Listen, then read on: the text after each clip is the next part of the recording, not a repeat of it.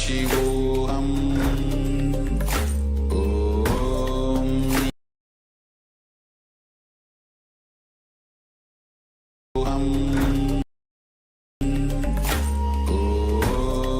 Nithyananda Paramashivoham. Om Nitya.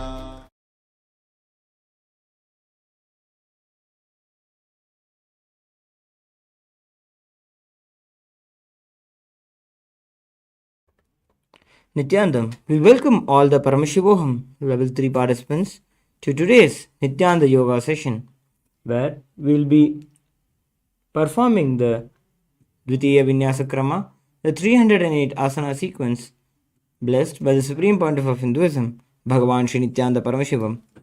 We request all the participants to have your Panchapatra Manudharni ready with you. Be seated on your yoga mats and apply the Bhasma on 16 places of your body.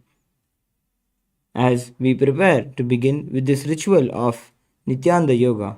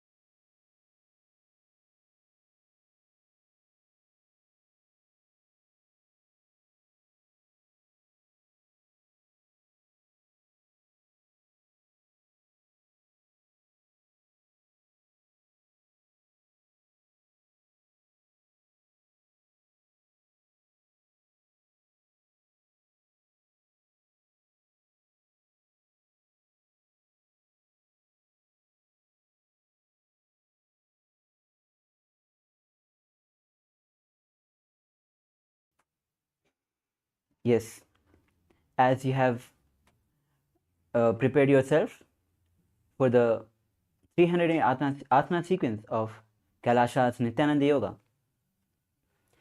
Now we'll be starting the session with the Sadguru Vandanam. Join your hands at the heart center in Namaskar Mudra.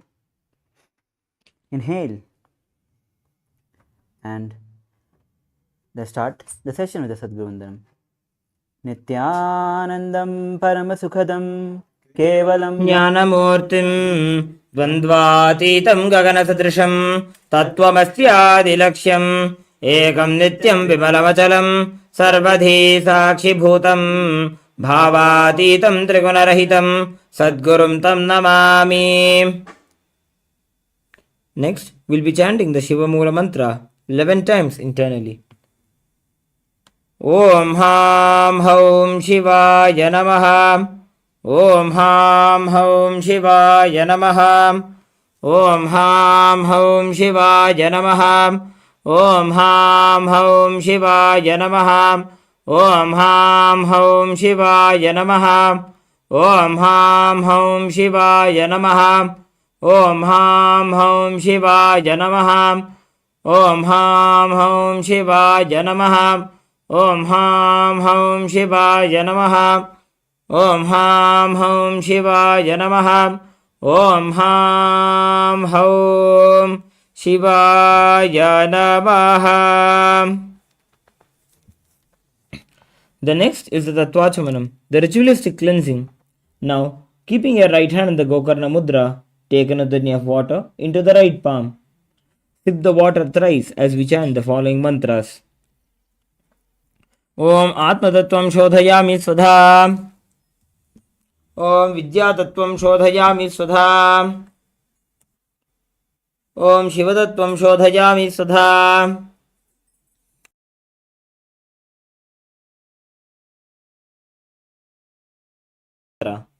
Om Amritaya Namaha. Again wash your hand. With the tips of your right hand, index, middle and ring fingers joined together, touch above your upper lip and below your lower lip. Again wash your hand. With the tips of your right hand, index finger and thumb joined together, touch your right nostril, your left nostril. With the tips of your right hand, ring finger and thumb joined together, touch your right eye, your left eye, your right ear and your left ear. Again wash your hand. With the tips of your right hand, little finger and thumb joined together, touch your navel center, the right chest, the left chest. With the tips of all 5 fingers joined together, touch above your head, the right shoulder, left shoulder and then the heart center. Again wash your hand. Next we'll be performing the Sankalpa, creating a conscious resolution for this ritual of Nithyananda Yoga.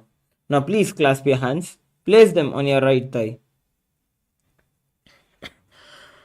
Om Mamopatta Samasta Duritakshaya Dvara Bhagavat Sri Nithyananda Paramashiva Prityartham Sri Nithyanandeshwari Paramashiva Shakti Sameta Sri Nithyanandeshwara Paramashiva Prityartham Cha Adya Purvokta Evam Guna Visheshena Vishishtajam Asyam Shubhatithau Purna Arogya Yukta Dhradagatara Yoga Sharira Siddhyartham Paramashiva Shakti Aviskaranaartham Nithyananda Yoga Abhyasam Karishye.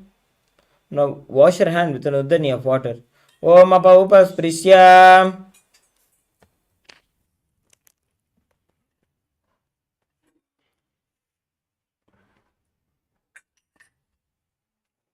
Now, as we have performed the ritualistic cleansing and made the conscious resolution, let's have a brief recap of the 12 components of Kailasa's Nithyananda Yoga. These 12 components will be performed in each asana. The first component is asana. Now, asana means sitting in comfortable position. It allows the body and mind to come in the state of balance and restful awareness. Then one can easily enter into the deeper and more subtle dimensions of yoga. Now we need to understand that asana, it is happening. The next component is pranayama. Now through the breathing process, the life force, the prana, comes in. This process consists of 3 kumukas, which is Rechika, Puraka and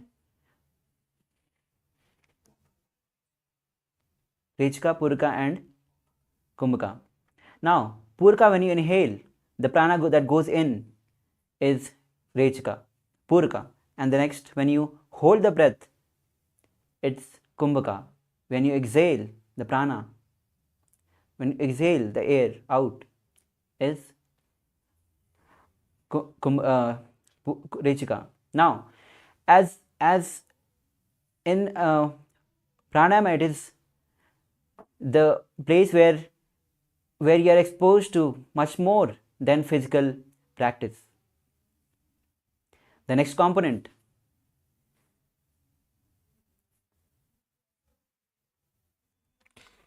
The next component of the Paramashiva Shashtanga Yoga is Mudra. There is a constant inflow of prana happening in our bodies through the nadis and chakras, but much of the energy usually gets dissipated into the external world. This dissipation into the external world is responsible for the feeling of tiredness, confusion and powerlessness that we experience. The word mudra in Sanskrit means seal, that refers to positioning of limbs, fingers or even the tongue in a certain way to seal this prana into our body. The Supreme Pontiff of Hinduism defines the mudras simply as energy circuit connections that stimulate the flow of prana Shakti in our body. The next component of the yoga is the bandha. Bandha is internal awakening of the Kundalini Shakti. It is a Sanskrit term that means conducive to. It It is the active maintenance of a state of contraction or pressure in the body by the yogi, initially practice and eventually naturally occurring contractions of different body parts. Bandhas are of three types. One is the Mula Bandha, which is also known as a root lock, that works with the Mooladhara chakra. It is a contraction of the pelvic floor muscles. The pranic energy which normally flows out of the body is prevented from leaking and instead raised to the higher chakra, which are the energy centers of the body. Next is the Uddiyana Bandha, also known as the abdominal lock, and therefore happens and works with the Manipuraka chakra. It is performed by bringing the navel inwards towards the spine. The next is the Jalandhara Bandha, known as the throat lock. Therefore, it happens in and works with the Vishuddhi chakra. It is performed by pressuring the chin against the throat between the collarbones. Now, performing all these three bandhas together is known as the Mahabandha. It is performed in a sequential order, or it happens automatically for the more advanced yogi. The next component is the Karana. Karanas are sacred dance movements that were revealed by Paramashiva himself in the Natya Shastras. By performing the Karanas, we are put into a state of high awareness of our body, engaging multiple body parts at the same time. The next is the visualization. In the science of yoga, context and intention are everything. Why you bend your body matters. For whatever intention you move your body, that experience will be delivered to you. In the sankalpa that we have performed before we get into this ritual of the Nithyananda Yoga, we make the sankalpa of creating a resolution of performing this ritual of Nithyananda Yoga for experiencing oneness with Paramashiva and manifesting the state, space, powers, being and super consciousness of Paramashiva. The next component is Japa. Japa is the internal chanting of a mantra with a visualization of it rotating around the throat in a circular way, allowing the yogi to feel the mild vibration of the mantra. The next component is the chanting. Mantra is a Sanskrit word that describes a sacred utterance, a sound, a syllable, a single word, or a group of words.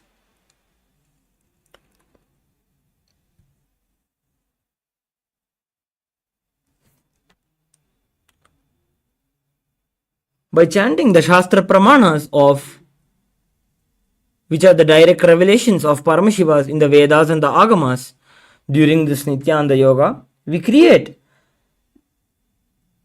a right space around as we are performing this ritual of Nithyananda Yoga. The next component is weights. Long before the rise of modern day bodybuilding methods, in the Vedagamic civilization, weights were applied to the body as a method to raise the Kundalini and expand one's consciousness and connect to the divine.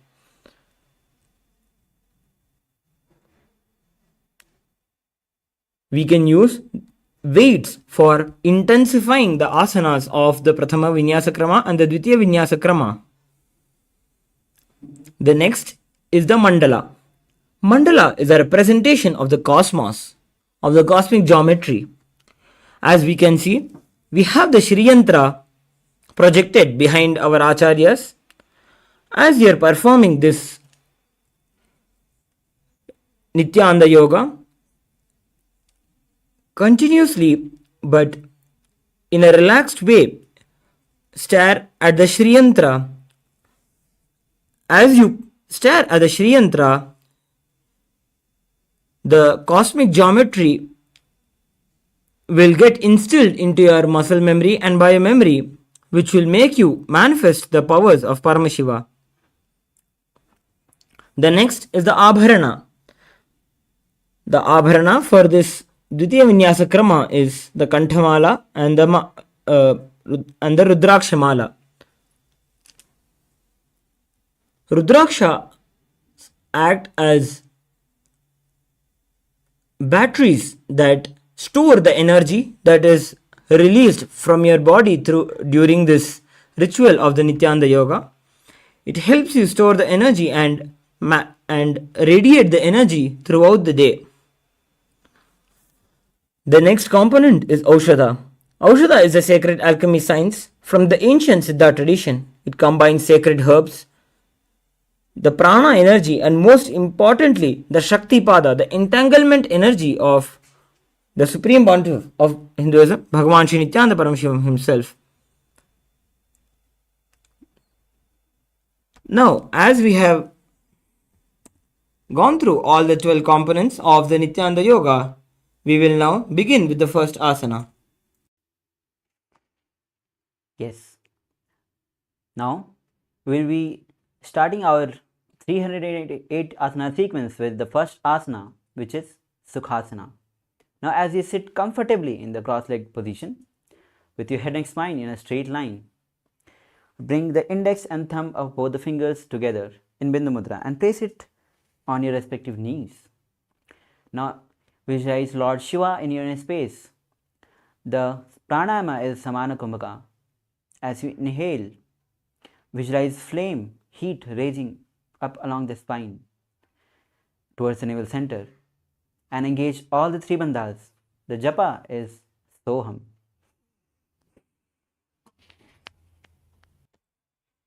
तत्सुखासनम् इत्युक्तम् अशक्तस्तत्समाचरेत् आसनं विजितं येन जितं तेन जगत्त्रयम्. Now release the bandhas. The next asana is Parvatasana. As you bring the legs in Padmasana, now bring both the palms together and raise it above the head. Now keep the elbows straight. As you visualize Mount Kailash in your inner space, perform all the three bandhas.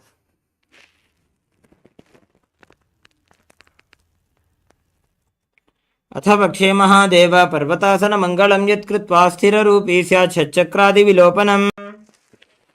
Inhale. Now the next asana is Halipavasana. As you bring soles of the feet together, extended forward. Now hold both the hands at the back as you place the forehead on the ground behind the heels. Gaze to the nose. Vijay Swamiji in your space as you perform all the three bandhas. पूर्व विधि परियागाने नीचौ वीकहु निभनास्यो लगाई. Now inhale, rise up. The next asana is Nagipavasana. Now bring both the hands stretched out in front. Now in cup position, make a hollow and keep it on the floor. Now gaze to the nose as you visualize snake in your space, performing all the three bandhas in Mahamudra Bandha. पूर्व विधियाहु में जानो उभय पकतली संपुट ठानो. Inhale, rise up. The next asana is Kokilasana. Now as you hold the big toe with the index and the middle finger in Prana Mudra, stretch the legs out. Now bring the legs into Padmasana as you lean forward and elbows on the ground. Now engage all the three bandhas as you visualize bird in your inner space. अथान्यदासनं वक्षे येन सिद्धो भवेन्नरः अकस्माद् वायुसञ्चारं कोकिलाख्यासनेन च. Inhale. Now the next asana is Nityasana. As you place one ankle on the top of the opposite knee. Now hold the opposite elbows. Now engage all the three bandhas. Now rotate the arms in a circle and gaze at the nose, visualize Swamiji in your space. घोड़ा बामा पादगी आशमाहिली सोज दक्षचरण को पारलौता परिकुल्भ समोज. Now the next asana, we are entering into its Gajasana. Now press the hands onto the ground, lifting the hips high, lower the head and chest. Now push the head up, down and forward in Gajasana. Visualize elephant in your inner space. निब्जं पादाग्रे भूमौ कृत्वा लम्बी भूया मस्तकाग्रे निधाय. Now relax. The next asana is Rikshasana. As you visualize bear in your space, now lift the right heel and press the left heel on the ground. Alternatively, shift the position of the legs. Performing Rikshasana, perform Udyana Bandha and Mula Bandha. एकैकं पादमाकुञ्च गजासनं कुर्यात् वृक्षासनं भवति. Now, as you stand tall on the big toes, bring both the hands out at the heart center. Perform Mulabandha and Udyanabandha, which is Swamiji in your space performing Vaishyasana. केशेन पादयुगलं बद्ध्वा तिष्ठेत ततो मुखः अथवा ईशावक्षे यत्कृत्वा सत्यवान् भवेत्. Now lower the heels down as we enter into the first karna, which is Urdhvajana karna. Now bring the heels of the feet together, toes apart at 45 degree, bend the knees, bring both the hands at the heart center, parallel to the ground. Now as we rotate the hands and legs simultaneously, cross the body toward the chest and then on the ground again, repeating on both the sides, repeating again and again. This is Urdhvajana karna. Now relax. The next asana is Balalingasana. Now as you stand on the left leg, bring the right leg to the chest as you interlace the fingers from outside in Sarva Shankari Mudra. The knees to the chest. Visualize you are carrying a baby. Perform all the three bandhas. एकं जानु उरसि आलिङ्ग्य स्थातव्यं बाललिङ्गनं भवति. Now the next asana is Padpidanasana. As you bring the right leg at back and pull it towards the buttocks, holding it with both hands, with head, neck, spine in a straight line. Engage all the three bandhas as you visualize Swamiji in your inner space. स्थित्वे कस्मिन् पादतले कराभ्यां वेष्टयेत्तनुम्. The next asana is Natarajasana. Now with the respective hands, hold on to the sole of the foot. Now bring the left hand in Bindu Mudra at front. Lean forward. Visualize Lord Nataraja in your space, performing Natarajasana. उत्तानपादं क्रौञ्चं च मरीचिं वीरभद्रकं नटराजं त्रिकोणं च सुप्ताङ्गुष्ठप्रसारणे. The next asana we'll be repeating on the other side is Balalingasana. Now bring the left leg to the left knee to the chest as you interlace the fingers in Sarva Shankari Mudra, holding it as if you're carrying a baby. Perform all the three bandhas. एकं जानु उरसि आलिङ्ग्य स्थातव्यं बाललिङ्गनं भवति. Now the next asana is Padapidanasana. As you bring the left leg towards the buttocks at behind, holding it with both the hands, with your head, neck, spine in a straight line, perform all the three bandhas, which rise Swamiji in your inner space. स्थित्वे कस्मिन् पादतले कराभ्यां वेष्टयेत्तनुम्. The next asana is Natarajasana. As you hold the left leg with right leg kicking and pulling it to the back with the right hand in Bindu Mudra, leaning forward, visualize Nataraja, Lord Nataraja in your space as you perform Natarajasana on the other side. उत्तानपादं क्रौञ्चं च मरीचिं वीरभद्रकम्. Now the next karna is Ardharejita karna. As you bring the legs in Aramandi position with heels together, toes apart at 45 degree, knees bent. Now bring the right leg at back, toes tucked, heels up. Bring the left hand at the chest, right hand to the nose as you swing the right hand like a pendulum 3 times. Now exchange the position of the legs and the hand. Swing the left hand like a pendulum. Now relax. The next asana is we are performing the skeleton dance. Now visualize yourself as pure skeleton. Now shake the body intensely. Start shaking. Now without any compulsions, just shake the body without any restricting movements. Keep shaking. Now relax. The next karna is Katichna karna. Again, the legs in Aramandi position. Bring both the hands above the head, palms facing back as you twist the hip and open the hands wide on right side and then on the left side, repeating this position on both the side alternatively. This is Katichinakana. Now relax. The next asana is Tadasana.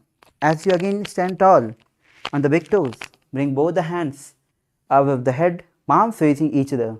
Visualize palm tree in your space as you perform all the three bandhas, and the japa is Shivoham.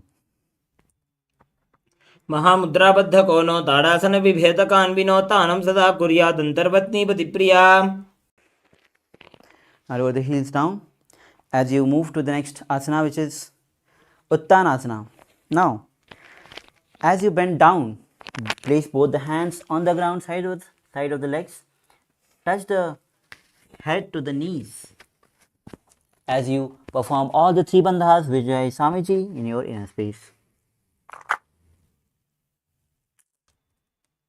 महामुद्राबद्ध कोनो ताड़ासन विभेदकान्विनो तानं सदा कुर्यादन्तर्वत्नीपतिप्रिया.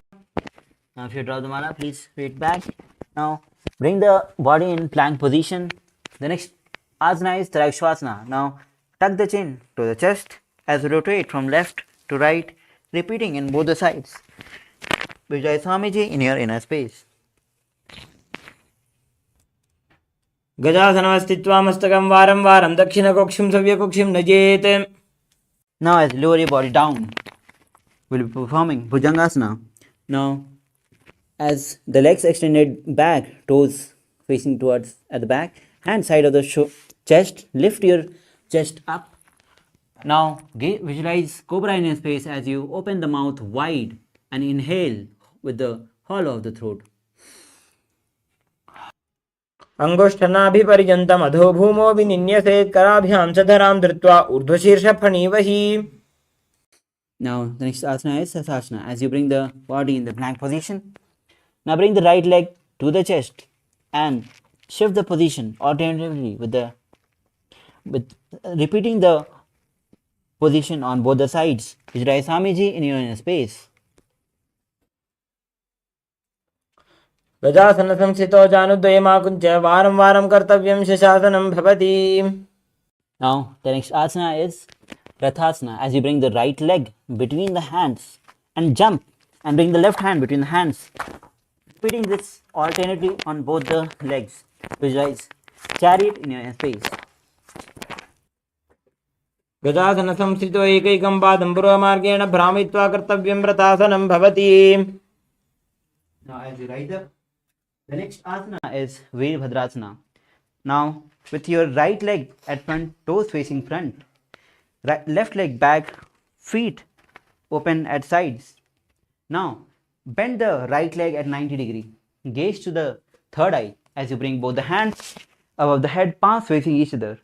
Visualize yourself as Lord Veerbhadra, which is perform Udyana Bandha and Moola Bandha. वासिष्ठमथ कौण्डिन्यमूर्धकुक्कुटमेव च अष्टावक्रमथोत्थानं मयूरं सेतुबन्धनम्.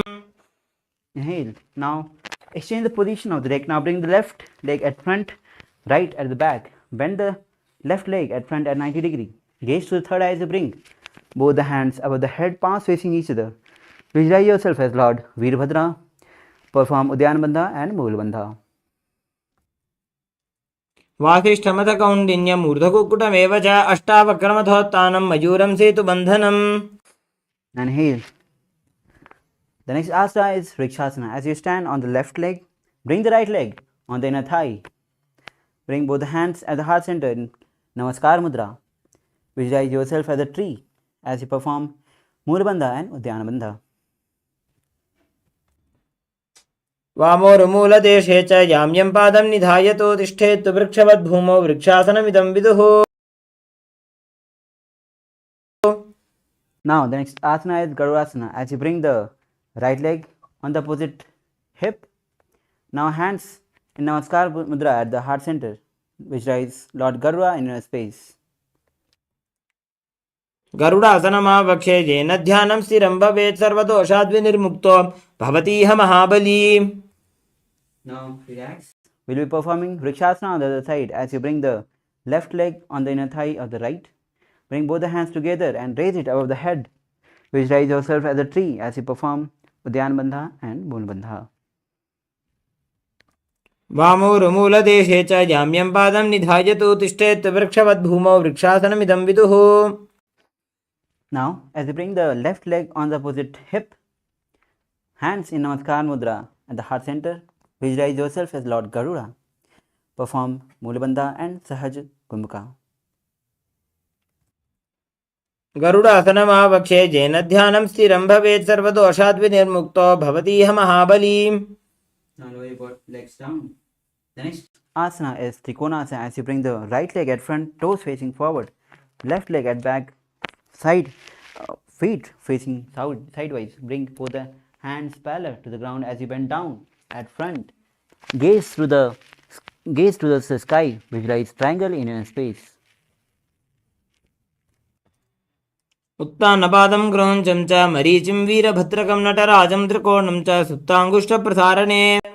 Inhale, rise up as we bring the left leg at front, right leg at back. Bring the hands parallel to the ground as you bend down.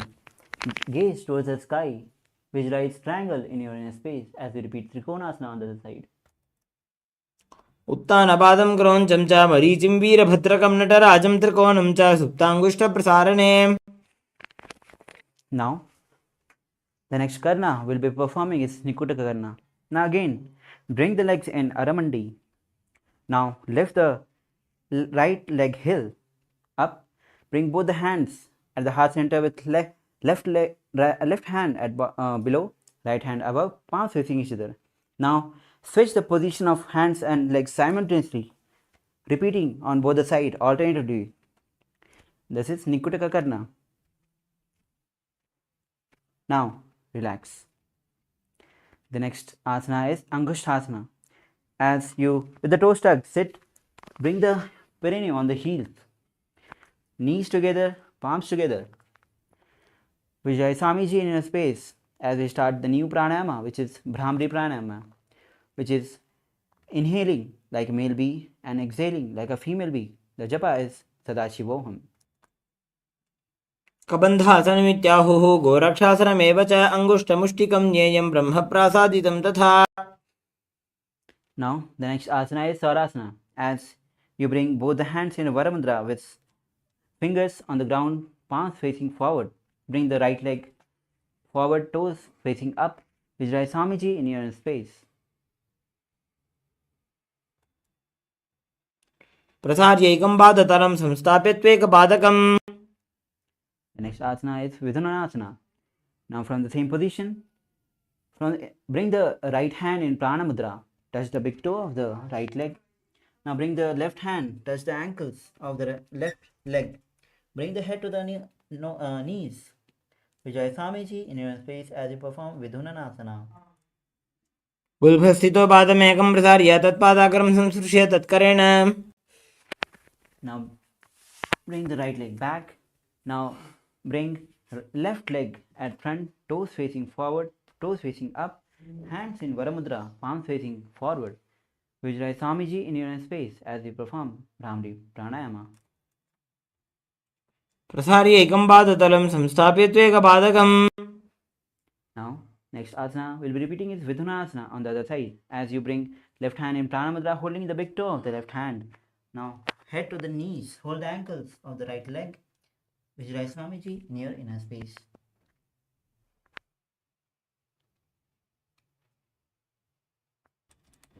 गुल्भस्थितो पादमेकं प्रसार्य तत्पादाग्रं संस्पृश्य तत्करेण. Now the next asana is Brahmajrunkus asana. As with the toes stuck, you place your perineum on the heels. Create a gap between the two knees. Now place the back of the palms on the knees. Gaze to the nose as you perform Moolabandha and Jalandhar Banja. Visualize Swamiji in your inner space. दो भणा पानी होए वैसे एड़ी दो गुदानी वैसे. Release the bandha. The next asana is Kapilasana. As you drop both the knees on the ground with knees apart. Now bring both the hands on the respective knees. Gaze to the nose as you visualize Sage Kapila Muni in your space performing Moolabandha and Udyanabandha.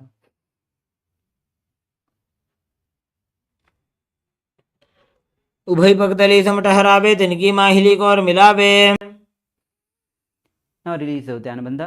The next asana is Bhadra Gorakhasana. Now shift the gaze from nose to third eye. Visualize Swamiji in your inner space. दो पगदली संपुट करे कोरवारली भूपरि धरे. The next asana is Suryasana. Now, as you bring the soles of the feet together, toes tucked, heels, raise the perineum on the heels as you lift off the knees off the ground, knees apart. Bring the little finger and thumb together, fingers wide open. Now, this is called Padma Mudra. Now, bring the hands above the head, gaze through the gap between the hands. Visualize Lord Surya in your space as you perform Mūla and Uddiyana. एड़ी दो गुदा दरियाने फना पानी बैठक निठाने. Now relax. The next asana is Mandukasana. As you place the feet at the back, place the feet on the ground. Place both the hands on the knees. Gaze to the third eye. Visualize frog in your space. We'll be performing Manduki Mudra, which is roll the tongue at the roof of the mouth. Visualize nectar flowing from Sahasrara chakra dripping down.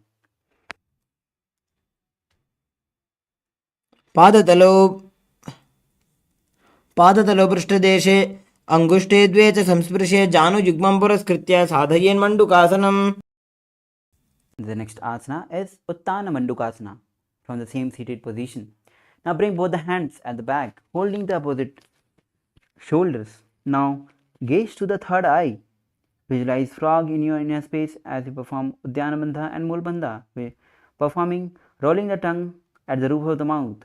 Performing Manduki Mudra, visualizing nectar of immortality flowing from Sahasrara chakra.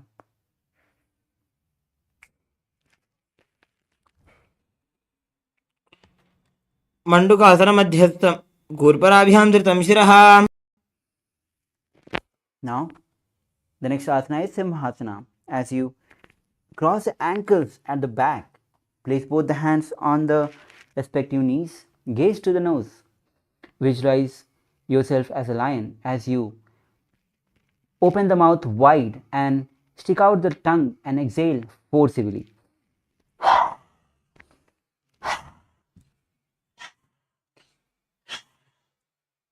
दक्षिणं सव्यगुल्फेन दक्षिणेन तदेतरम्. Inhale. Now, the next asana is Bhadrasana. As you bring both the soles of the feet together at back. Now, with knees apart, bring both the hands in Prana Mudra as you hold the big toe of the opposite leg. Vijay Swamiji in your face as you gaze to the nose, perform Mūla Bandha and Jananda Bandha.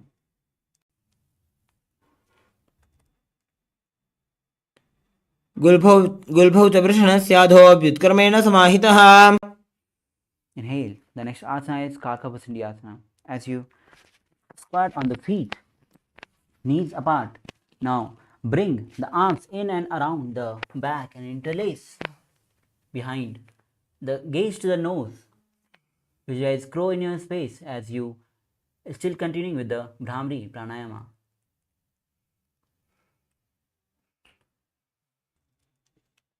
प्रथमे वेसकोकटाने दोबु हाथ पगमी चाने. Now the next asana is Kanipavasana as you bring both the palms on the floor, shoulder width apart. Now bring the knees on the back of the arms towards the armpit. Now lean forward and lift off the toes off the ground as you visualize Swamiji in your inner space. आसन कोगण आशीर्षिता होई तो आछी होई.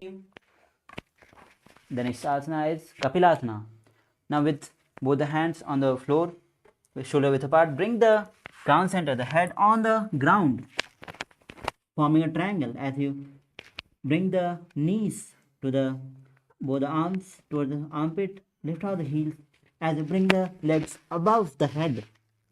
Gaze to the nose as you visualize Swamiji in your inner space.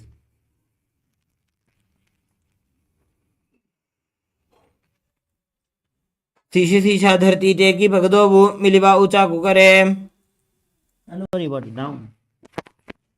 The next asana is Parsvamayurasana. Now squat on the toes with legs together. Now touch the body on right side. Now place the hands on one side. Place the elbows on the hip and the knees. Now lean forward as you balance the body and extend the legs out on the sides. Gaze towards third eye. Visualize peacock in your inner space.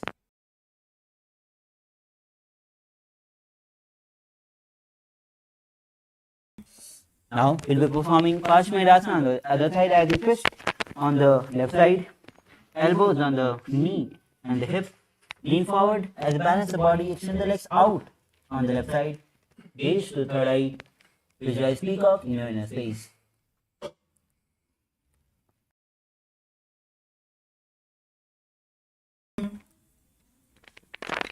Now, bring the body in plank position. We will be performing Vairagyanatthasana. Now bring the right leg from outside between the hands as you gaze to the third eye. Visualize Lord Kalabhairava in your space. The pranayama is Rechika Kumaka. आसन को गुण बीती जाई. Now bring the right leg back.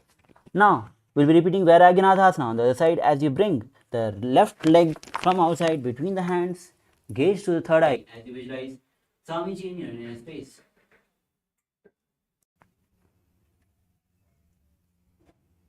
आसन को गुण बीती जाई. Now bring the left leg back. The next asana is Amritattva.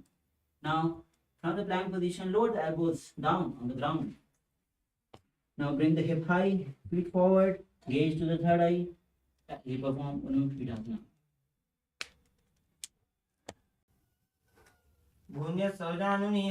भून्यस्तौजानुनि हस्तौ चतुष्पदम वाङ्मुखम्. Now again from the plank position. Next asana is Vasishthasana as you place right hand on the ground floor. Rotate on the left side as you bring the left hand up towards the sky. Gaze through the palm towards the sky. Visualize sage Vasishtha in your inner space. ऊर्ध्वकुक्कुटवासिष्ठ मरीचहर मत्स्यकम्. Now we'll be repeating Vasishthasana on the other side as you rotate the body on the other side. Bring the left hand towards the sky. Visualize sage Vasishtha in your inner space. ऊर्ध्वकुक्कुटवासिष्ठ मरीचहर मत्स्यकम्. Now lower your body down. Sit with the legs extended forward, toes facing up. Bring both the hands under the buttocks with palms facing up. Gaze to the nose. Visualize Lord Hanuman in your space as you perform Mulbandha and Jalandhar Bandha.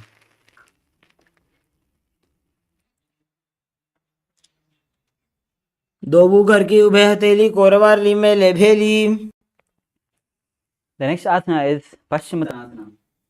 Now bring both the hands in Prana Mudra as you touch the big toe of the respective leg. Bring the head to the knees. Perform all the three bandhas as you visualize Swamiji in your inner space.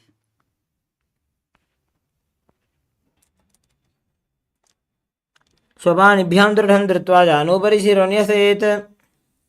Inhale, right up. The next at the back. Bend down, bring your head to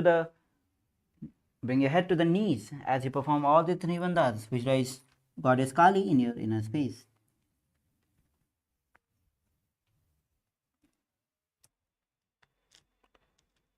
आसनोग्रमिदं प्रोक्तं भवेदनिलदीपनम्. Inhale, rise up. The next asana is Marichyasana. Now, as you bring the right leg heel to the perineum, knee raised towards the chest, as you wrap the hands at the back, head to the knee, gaze to the third eye, gaze to the nose as you perform Marichyasana. Visualize sage Marichi in your inner space.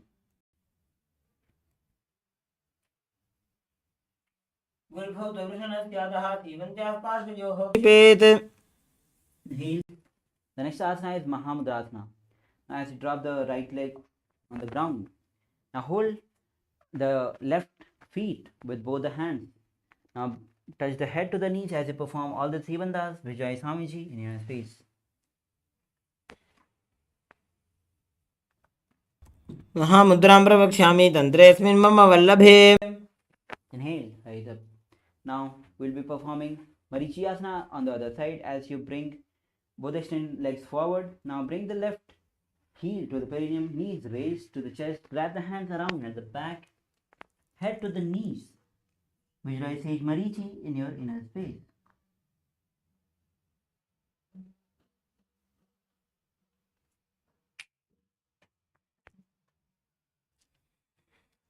उत्तानपादं क्रौञ्चं च मरीचिं वीरभद्रकं नटराजं त्रिकोणं च सुप्ताङ्गुष्ठप्रसारणे. Inhale. The next asana is Mahamudrasana.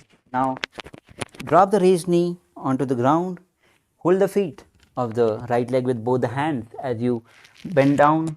Touch the head to the knees. Gaze to the nose as you perform all the three bandhas. Visualize Swamiji in your inner space.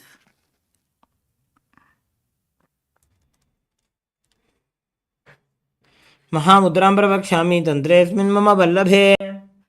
Inhale. The next asana is Bhadrasana True. As you bring soles of the feet together, heels close to the perineum, interlace the fingers on the feet. Gaze to the third eye. Visualize Swamiji in your inner space.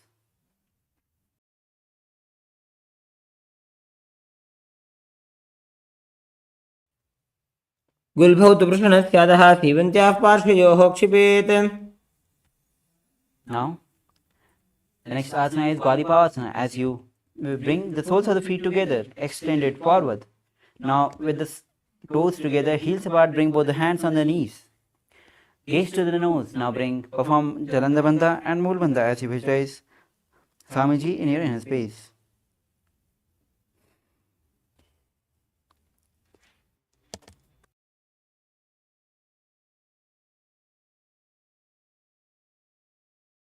Now release the Jalanda Bandha. The next asana is Joniasana. As you bring the soles of the feet together, heels close to the perineum.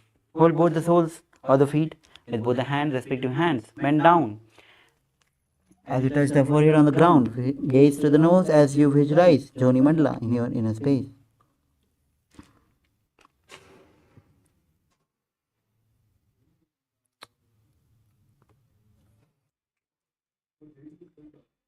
दो पगदली संपुटकरे एड़ी मेड़के ढिंगदरे. Inhale.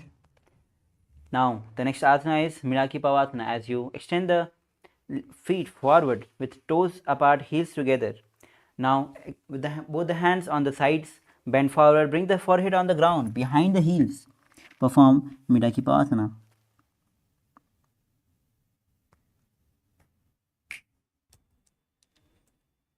पूरब विधि परिका पगतली संपुट शोल एड़ी मिली राशे. Inhale, rise up. The next asana is Siddha Samadhi Asana. Again, bring the soles of the feet together, heels close to the perineum. Now, bring the heels apart. Place both the hands underneath the legs. As you bend down, bring the forehead on the ground, the throat on the touching the big toes. Now, visualize Swamiji in your inner space.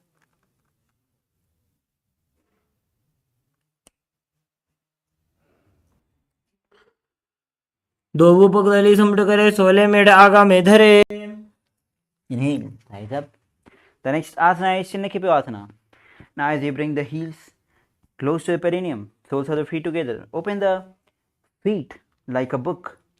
Now, bring the elbows on the knees, respective knees. Gaze to the nose as you visualize Swamiji in your inner space. The japa is Mahā KAILΑSA.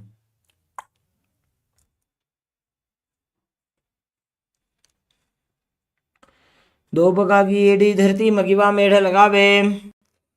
Inhale, rise up. The next asana is Charpat Chokasana. As you bring the soles of the feet together, heels close to the perineum. Place both the hands on the respective knees, pressing the knees towards the ground.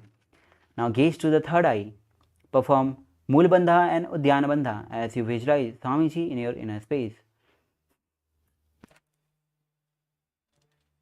गर्भो संपीठ चान्योन्य व्युत्क्रमेणोत्थितं शनैः. The next asana is Samanasana. As you bring the left heel to the perineum, now bring the right feet to the chest. Gaze to the third eye. Visualize Swamiji in your inner space.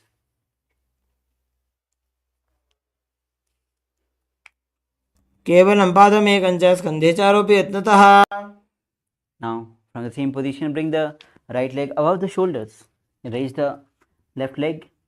Gaze to the third eye as you visualize Swamiji in your own space as you perform Apanasana. केवलं पादमेकं च स्कन्धे चारोपि यत्नतः. Now, we will be repeating Samanasana on the other side as you bring the right leg heel towards the perineum. Lift the left leg, feet to the chest. Gaze to the third eye. Visualize Swamiji in your inner space.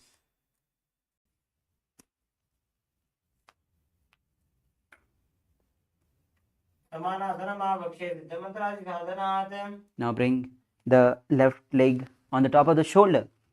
Bring the right leg forward and lifted.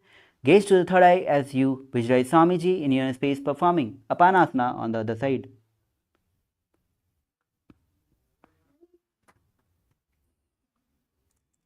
समानासनमावक्षे सिद्धमन्त्रादिसाधनात्. Now as you lower the body down, the next asana is Gomukhasana. As you stack the legs on the top of each other, bringing the left leg down, right leg on the top. Now place both the hands interlaced on the top knee. Gaze to the nose as you visualize cow in your space. Perform Siddhakari Pranayama. The japa is Om Nithyananda.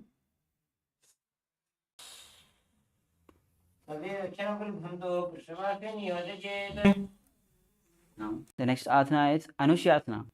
Now, in the same position, bring both the hands in Prana Mudra.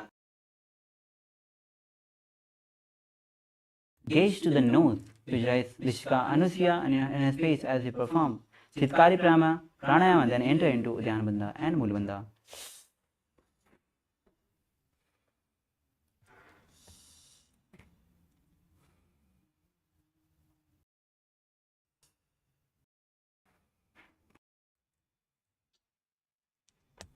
दक्षिण को नीचे उठाने, बाहों ताकि ऊपर आने. The next asana is Anushasana 2. From the same position, ground inhale from the back.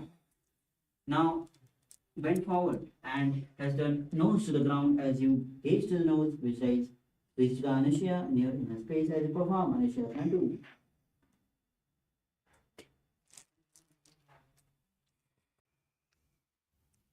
दक्षिण को नीचे उठाने, बाहों ताकि ऊपर आने. Inhale, rise up. The next asana is Garudasana 2. Now as you bring the left heel towards the perineum, right leg raised, feet on the ground, knee raised towards the chest. Now place both the hands on the respective knees. Gaze to the nose, perform Siddhakari Pranayama.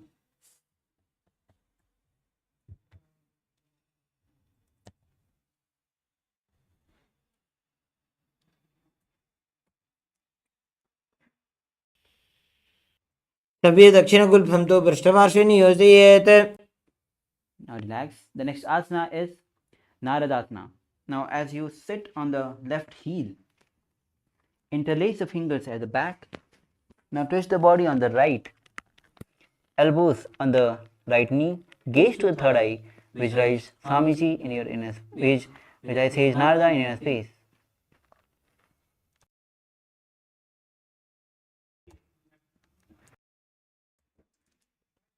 दक्षिण को नीचे उठाने, बाहों ताकि ऊपर आने. Now relax. Now the next asana is Matsyapitakasana. As you bring the left leg on the top of the right thigh. Now with right knee raised, feet on the ground, hold the left big toe in Prana Mudra and hold the chin. Gaze to the nose, visualize Matsya, the incarnation of Lord Vishnu in your space as you perform Matsyapitakasana.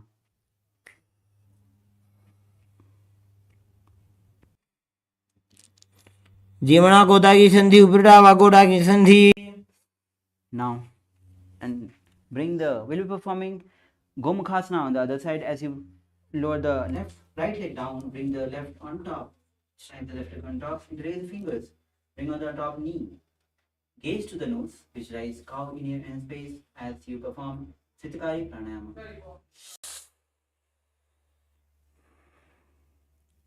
The next asana is Anushyasana. Now, with both hands in Prana Mudra, hold the big toe of the opposite leg. Gaze to the nose. Visualize Rishika Anusha in a space as you perform Siddha Pranayama, then enter into Mulabandha and Udyanabandha.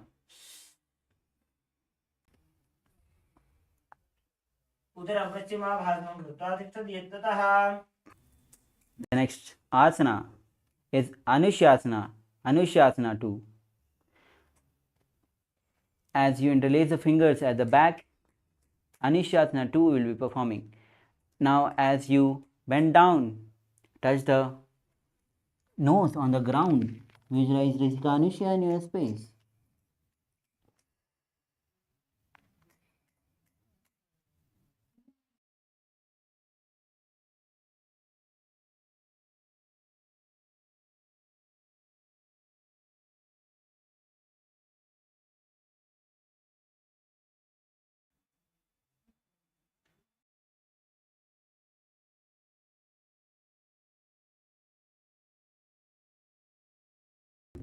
जीमणा गोदा की संधि उपरिडा भागोड़ा की संधि.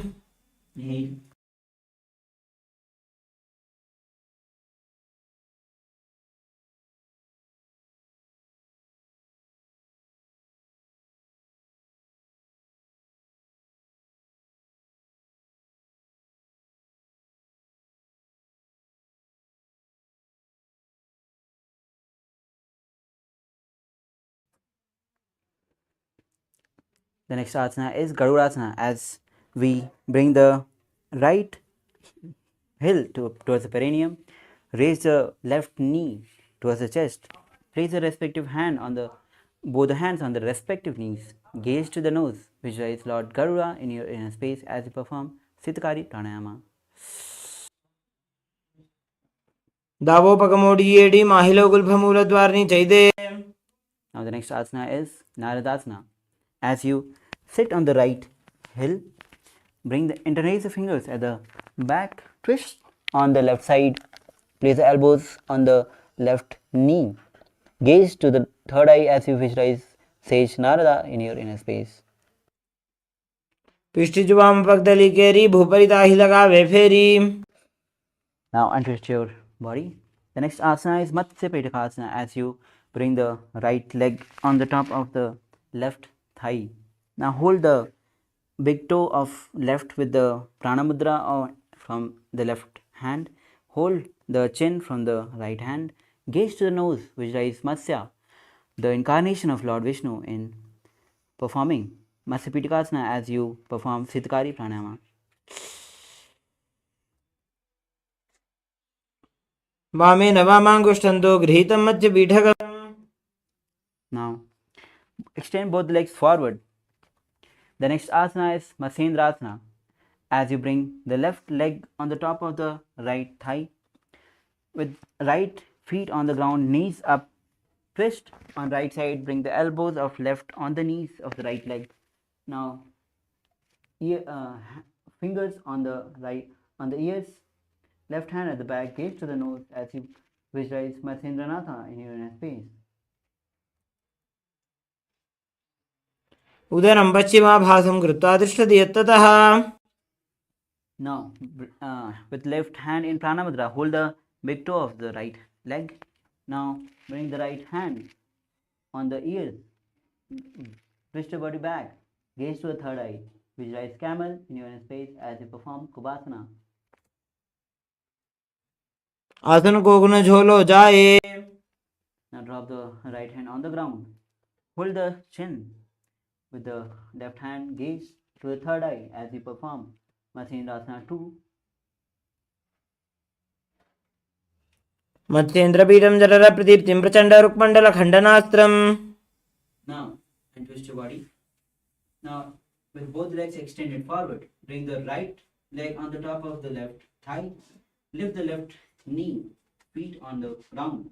Twist on the left side, elbows, right elbow on the left knee, hand on the palms on the ears, left hand behind. Gaze to the third eye as you visualize Sage Matsyendranath in your inner space. मत्स्येन्द्रपीडं जठरप्रदीप्तिं प्रचण्डरुक्मण्डलखण्डनास्त्रम्.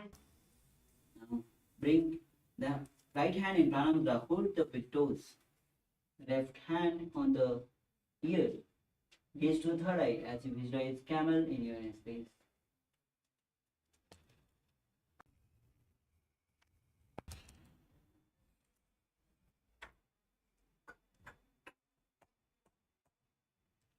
मत्स्येन्द्रपीडं जठरप्रदीप्तिं प्रचण्डरुक्मण्डलखण्डनास्त्रम्. As you drop the left hand on the ground at the back, gaze to the third eye as you perform Matsyendrasana 2 on the other side. उदरं पश्चिमाभासं कृत्वा तिष्ठति यत्ततः. Now untwist your body. Bring the legs into Padmasana. Now place both the hands on the respective knees. Now gaze to the nose. Perform Siddhkari Pranayama. Visualize Lord Shiva in your space as you perform all the three bandhas.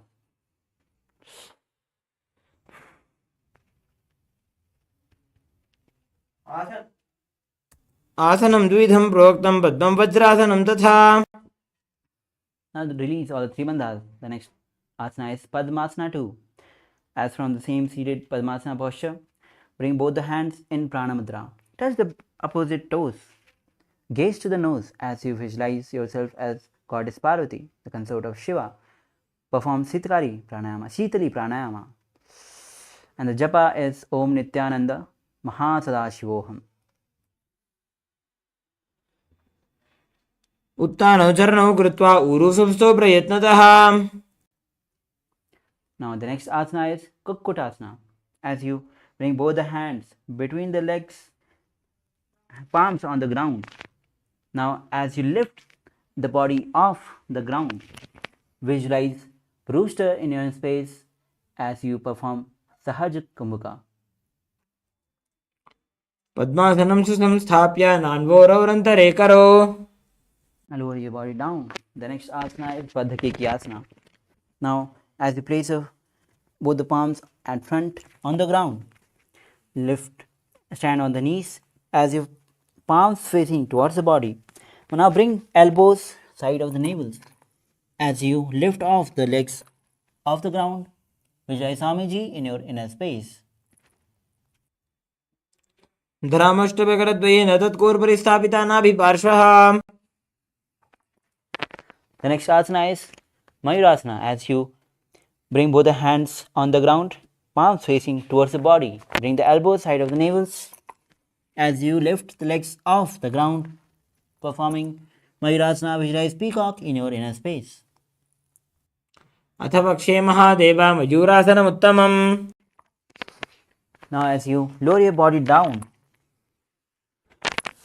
hands, fingers interlace at the back, legs wide apart on sides. Visualize crocodile in your space as you perform Makarasana.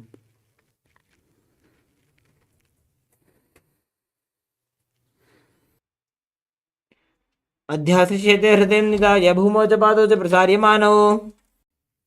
The next asana is Sarvasana. As you bring both the hands side of the chest, forehead on the ground, lift off the legs and knees off the ground as you perform Salabhasana.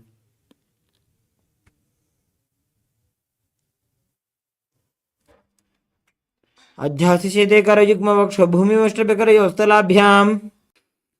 The next asana is Ustrasana. Now, as you hold the feet with the respective hand, bring the feet down towards the ground outside the hip. Visualize camel in your inner space. अध्यासशेते पदयुग्मव्यस्तं पृष्ठे निधायापि धृतं कराभ्याम्. Now the next asana is Dhanurasana. As you hold the respective feet and lift the chest and legs up, visualize Lord Shiva's bow in your space as you perform the Hajj Kumbhaka Pranayama. प्रसार्य पादौ भुजदण्डरूपौ करौ च पृष्ठे धृतपादयुग्मम्. Now, as you sit and Bhagavān, bring both the hands on the respective knees. Gaze to the third eye. Visualize Swamiji in your inner space.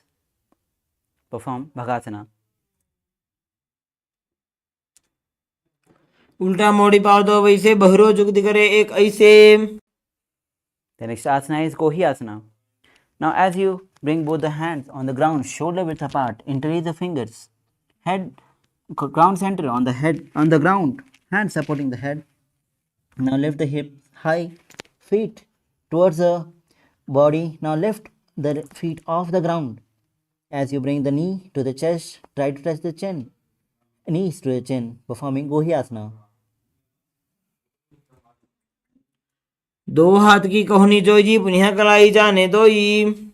From this position, lift the legs up, gaze to the nose, visualize Swamiji in your face as you perform Sirsasana. विपरीतं मंडलं च द्विधैव विदितं हिनः. Now lower your body down. Now bring both legs extended forward.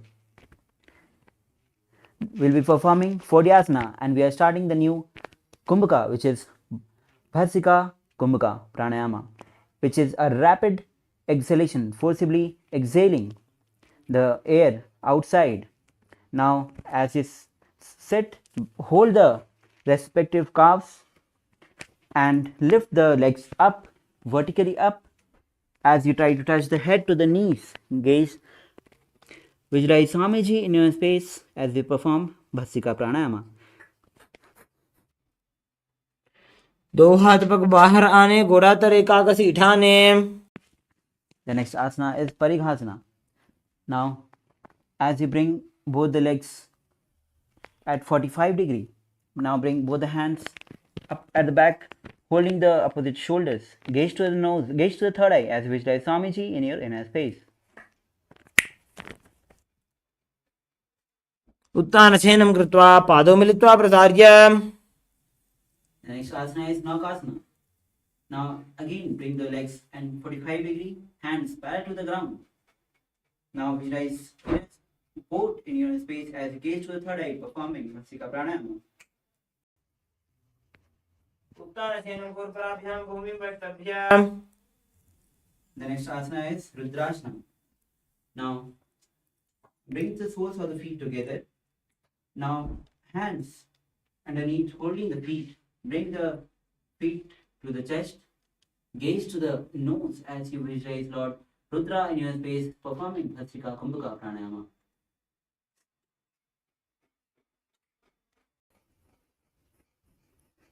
पगतली संपुट करी हाथ से पग ऊंचाई. The next asana is Utmukhpitasana 2.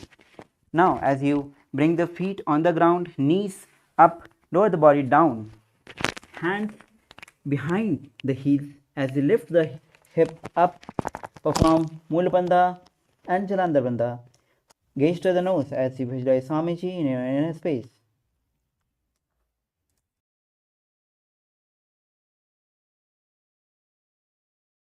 शवित्वोर्ध्वमुखं तथा. Now lower the body down. Extend the legs and hands apart. Relax. Now slowly inhale and mentally force the prana to move across the body as we perform Shavasana.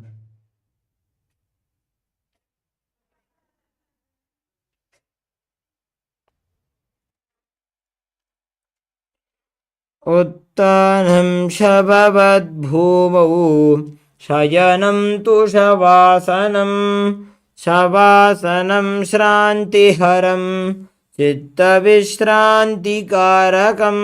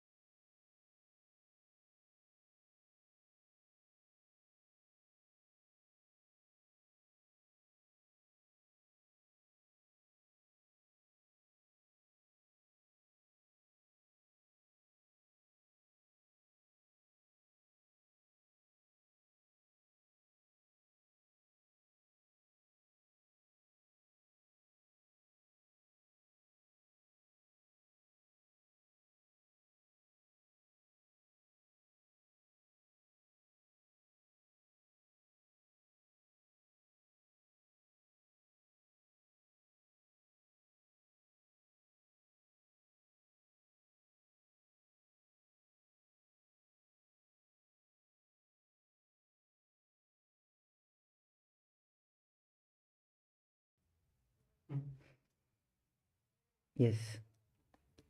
Now, slowly come down to your body. Start wiggling your fingers, your hands, legs, your ankles. Now, bring the knees to the chest, holding it with the hands, rock side to side.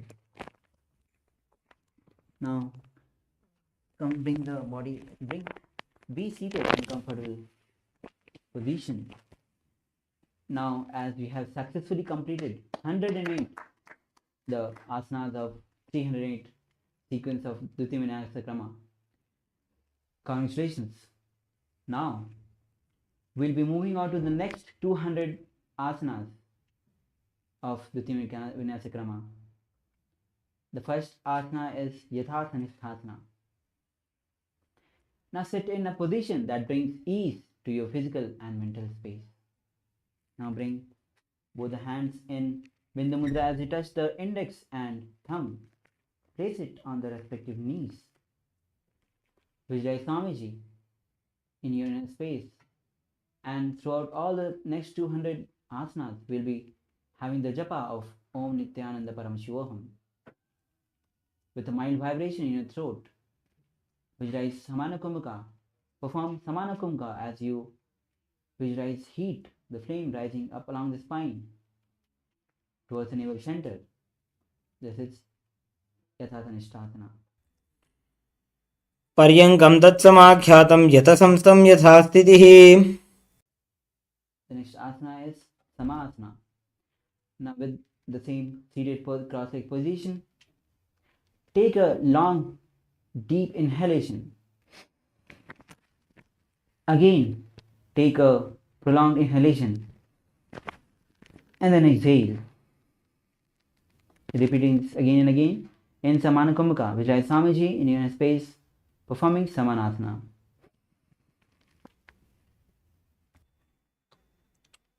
इदानीं गर्भिणीनां योगाभ्यासो यथा लघु सुखप्रसवलाभाय प्रोच्यते प्राक्तने पथि. Now relax. The next asana is Muktasana.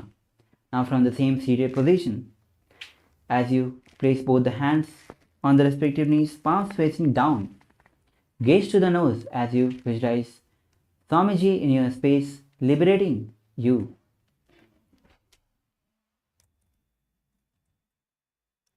निपीड्य सीविनीं सूक्ष्मां दक्षिणेतरगुल्भतः वामं याम्येन गुल्फेन मुक्तासनमिदं भवेत्. The next asana is Siddhasana. Now maintain the same seated position as Muktasana. Now switch the gaze to the third eye as you visualize Swamiji in your inner space. स्थाणुसंयमितेन्द्रियोचलदृशा पश्यन् भ्रुवोरन्तरं चैतन्मोक्षकपातभेदजनकं सिद्धासनं प्रोच्यते. The next asana is Siddhyasana. Now maintain the same position as Siddhasana. Now switch the gaze to the front. Now visualize Swamiji in your space as you perform all the three bandhas. वामपादके इडीजानो सीवनिमधितासकोठानो. Now release all the three bandhas. The next asana is Rudrasana 2. Now with the same seated position as Siddhyasana, rotate the hands on the top of the knees in Bindu Mudra. Bring the index and the thumb together. Now gaze to the third eye. Visualize Lord Rudra in your space, the fierce dimensions of Shiva. वामचरण परिदक्षिण राखे एकजुगतिये से विधि दाखे. The next asana is Santadhanasana with the same seated position as the Rudra Asana 2. Switch the gaze to the nose as you visualize Swamiji in your space, the embodiment of tranquility and unshakable nature. आसन की गुण मन की चंचलता meet. The next asana is Siddhasana 2. Now bring both the hands in Samputa Mudra as in front of the navel, resembling a lotus flower. Visualize Swamiji in your space as you perform Samana Kumbhaka ऋजुकाय समासीन सिद्धासनमुदीरितम्. Now the next asana is Bandha Yoni Asana. Now with the same seated position, we'll be performing Sanmukhi Mudra. Now bring the little finger below the lower lip, ring finger above the lip. Now bring the middle finger closing nostril, index finger closing the eye, thumb closing the ears, performing Vijay Swamiji in his face as he performs Shanmukhi Mudra. यत्र मध्ये महादेव बन्धयोन्यासने शृणु. Now the next asana is Virasana. Now place the right feet on the opposite thigh. Now bring both the hands in Bindu Mudra. Vijay Swamiji in his space, the embodiment of space and state of bravery. एकं पादमथैकस्मिन् विन्यस्योरुणि संस्थितः. The next asana is Valmiki Asana. Now, with the same position, switch the gaze to the third eye as you visualize sage Valmiki, the poet and author of Ramayana. दाबा पगगी बगदली पुनी AD है जोय. The next asana is Joni Mudra Asana. Now, with the same seated position, now bring the palms on the knees facing down. Switch the gaze to the nose as you visualize Yoni Mandala, representing Goddess Devi and Shakti, the symbol of creativity, creative energy of the universe. वामपाद की बगदली जाहि माहिली core. The next asana is Yoni Asana. From the same seated position, switch the gaze to the third eye as you visualize Yoni Mandala, representing Goddess Devi and Shakti, symbol of creative energy of the universe. योन्यासनं पर्वतेन योगं योगफले नीलं तत्कालफलं तावत् खेचरो यावदेव हि. Now, the next asana is Bhadrasana 3. Now, bring the soles of the feet together, heels close to the perineum as you hold the feet with both the hands at front. Gaze to the nose. Now, bring both the knees to the ground, wide apart. Now, visualize Lord Veerbhadra in your inner space as you perform Moolabandha and Udyanabandha. गुल्भौ च वृषणस्यादः सीवन्त्याः पार्श्वयोः क्षिपेत्. Now, release the Udyanabandha. The next asana is Aghorasana. Now, bring the right hand closing the mouth. Close the left nostril with the fingers. Now inhale from the right nostril as you perform Khechari Mudra. Gaze to the third eye. Visualize yourself as a Aghori. Inhale from the right nostril. Hold. Then exhale from the left. Repeat. Sides.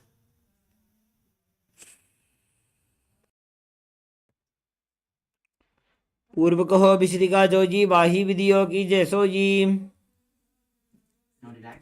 The next asana is Kaniri Pavasana. Now, with the soles of the feet together, heels apart, bring the elbows on the heels with the hands hands on the chin. Now gaze to the nose as you visualize elephant in your inner space. Perform Moolabandha and Udyanabandha.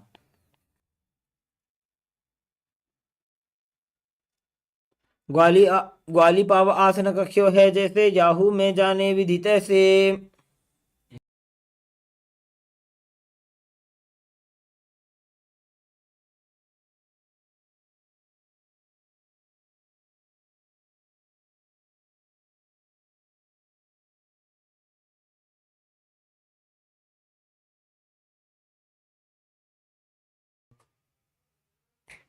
The next asana is Varasana.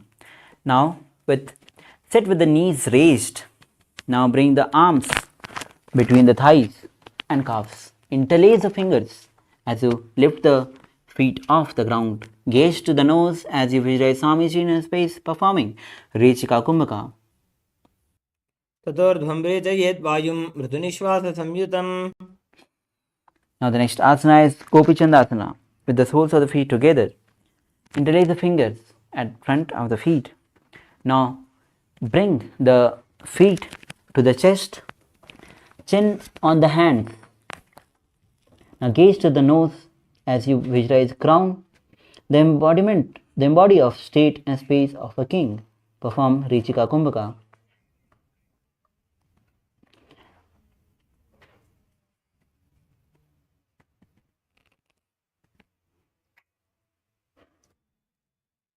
पूरव विधिपका का अंगूठा कंठ को पराशे.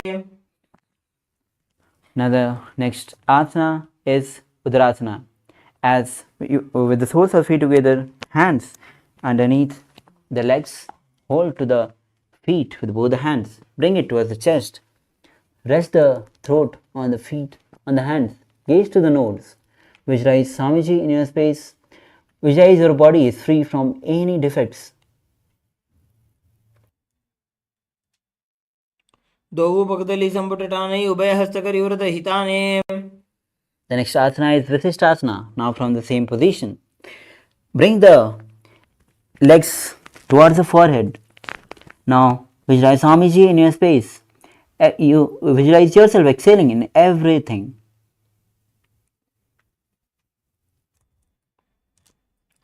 Dogu पकदली जोड़ी संपुट करे. The next asana is Bhujangasana. Now from the seated position, lift both the legs to top of the respective shoulders. Now bring the arms underneath the legs and up, interlacing fingers at the back of the neck. Visualize yourself as cobra. Perform Rechika Kumbhaka. शिरासनं तु विज्ञेयं कक्षासनमतः परं ग्रीवासनं च परमं भुजासनमिहोच्यते. Now the next asana is Kalyanasana. As maintaining the seated position, raise legs up. Now bring the elbows under the knees and wrap around at the back and gaze to the nose as you visualize God, beautiful yourself as a beautiful and auspicious goddess. दो हाथ पगों नीचे आने तिनको गोड़ा नीचे ठाने. Now bring the next asana is Sankatasana. While the left knee on the mat, place the left foot and perineum on the left heel. Sit on the left heel as you bring the right leg on the top of the left and bring the heel to the left hip. Now place both the hands on the opposite knees. Now visualize yourself as a swan as you perform Ujjayi Pranayama. वामपादं चितेर्मूलं सन्न्यस्तधरणीतले पाददण्डेन यां येन वेष्टयेद्वामपादकम्. The next asana is Dhenukasana. Now from Sankatasana, slide the left heel out. Now keep the right knee on the top as you place both the hands on the right thigh. Visualize cow in your inner space as you perform Mulabandha and Udyanabandha.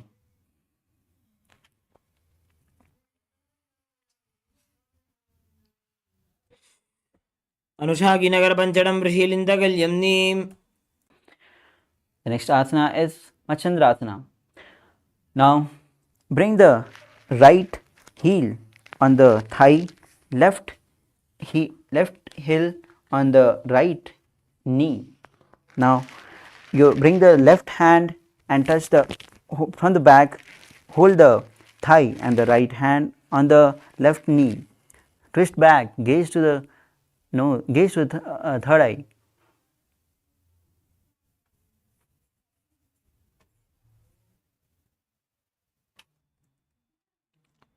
वामजंग भरतचिनटाने वामहस्तपिष्टि दिश आने.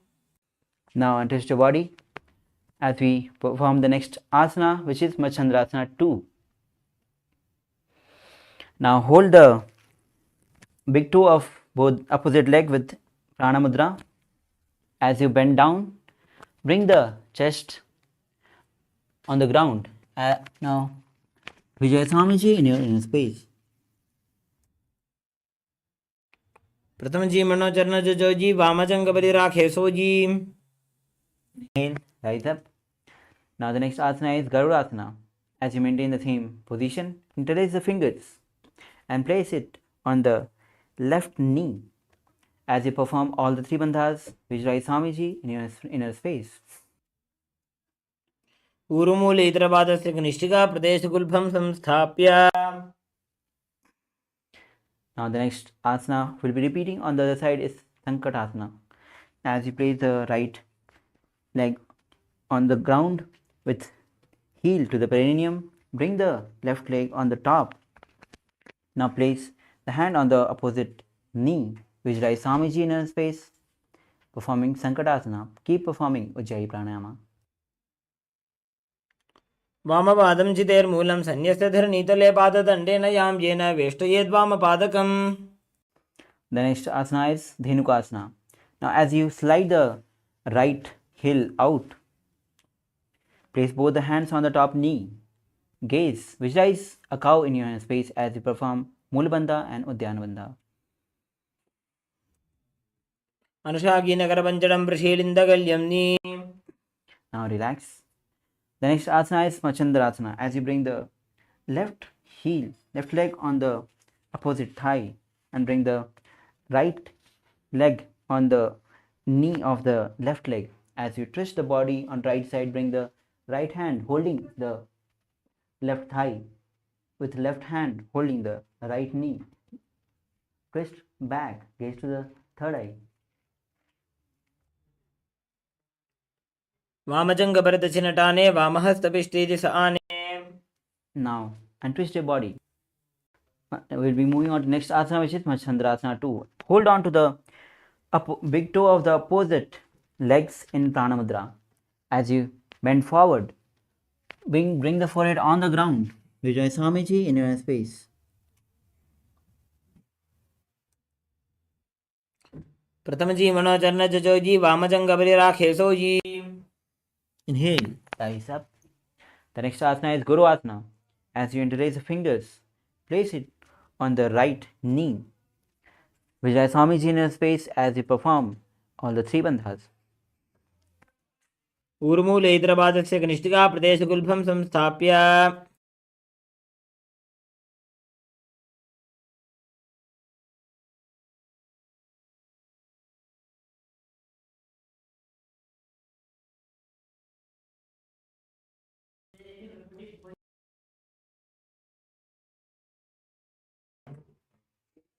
Now, the next asana is Parshvasana.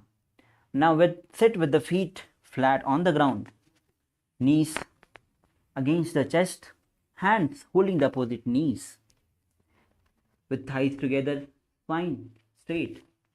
Now press the tongue against the roof of the mouth in Kechari Mudra.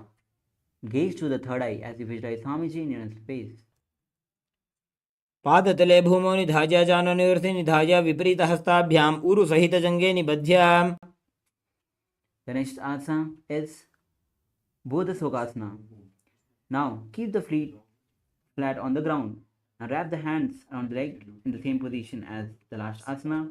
Now place the chin on the top of the knees. Gaze to the nose as you perform Kechari Mudra. Visualize Swamiji in your space, being as the dog of bliss. दो भगदली भूपरिधरे कोरमाहिलिये से करे. Inhale. The next asana is Gurakatasana. Now, from the same position, place the arms and under the knees and hold to the opposite elbows. As you bring the feet towards the body, gaze to the nose as you perform Kechari Mudra. Visualize Swamiji in your inner space.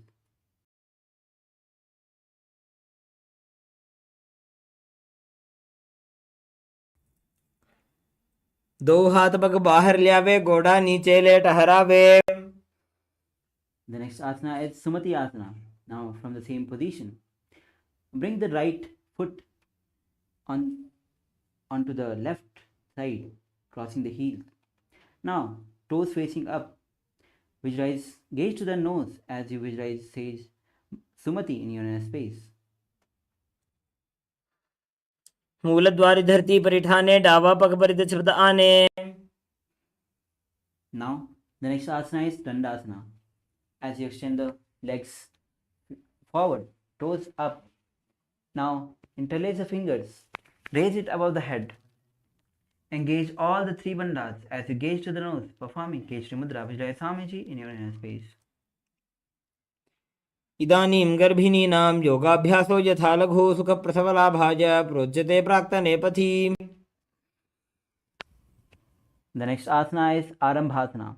Now, as you sit with the legs forward, extended forward. Now, hold the big toes in Prana Mudra on the respective big toes.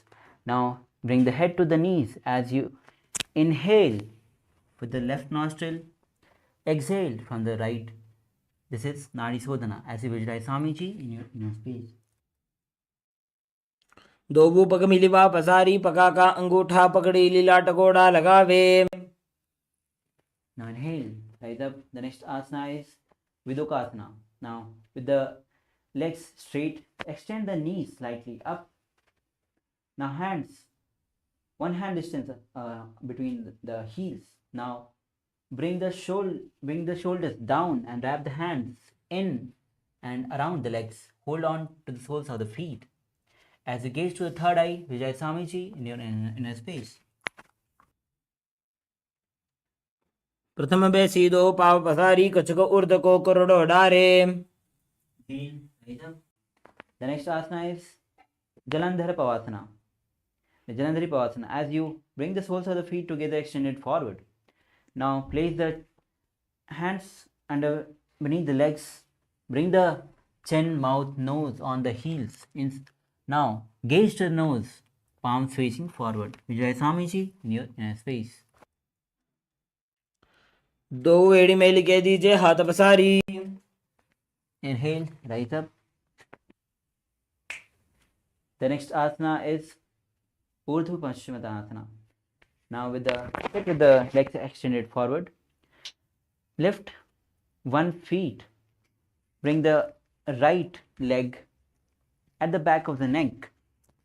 Now lean down, front in Paschimottanasana. Visualize Swamiji in your inner space as you perform Pratyahara Kumbhaka Pranayama. पश्चिमतानवत् संस्थितिं कृत्वा एकं पादं ग्रीवायां धृत्वा तिष्ठेत्. Now rise up. The next asana is Anantasana. As you lean back with the lifted right leg behind the neck. Now straighten the body back. Concentrate the prana moving from the Heart Chakra to Brahmarandra. Gaze to the nose as you perform Pratyahara Kumbhaka. उत्तानशयनी एकैकं Pai ग्रीवायां विन्यस्य. Now, the next asana is Ankushasana. From Anantasana, rest the elbows on the of the hand on the right side, holding the foot. Now, concentrate the prana from Muladhara to Brahmarandra. Gaze to the nose. Vijay Swamiji in your inner space. उत्तानशयते एकैकं पादं ग्रीवायां कुर्वन्. Now, the next asana is Dhrasana. As you lie down on the back, bring the knees to the chest.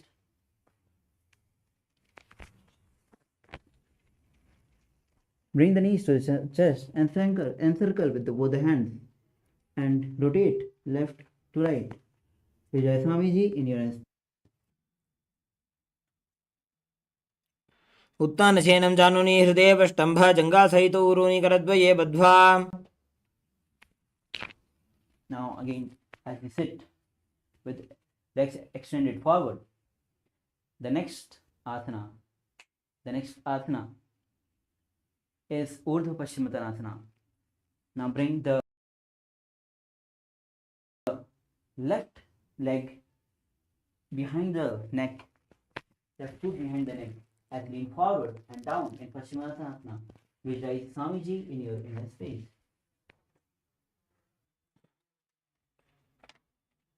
उत्तानशयनं जानुनि हृदयवष्टम्भ जङ्घासहित ऊरुनिकरद्वये बद्ध्वा. Inhale, rise up. Now, the next asana is Anantasana.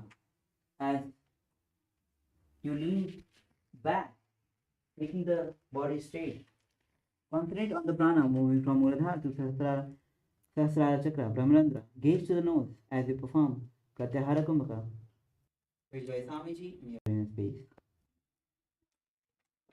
उत्तानशयनि एकैकं पायिग्रीवायां विन्यस्य. Now, from the same position, we'll be repeating Ankushasana as you twist your body on the right side, elbows, hand holding the foot, gaze to the nose. उत्तानशीते एकैकं पादं ग्रीवायां कुर्वन्.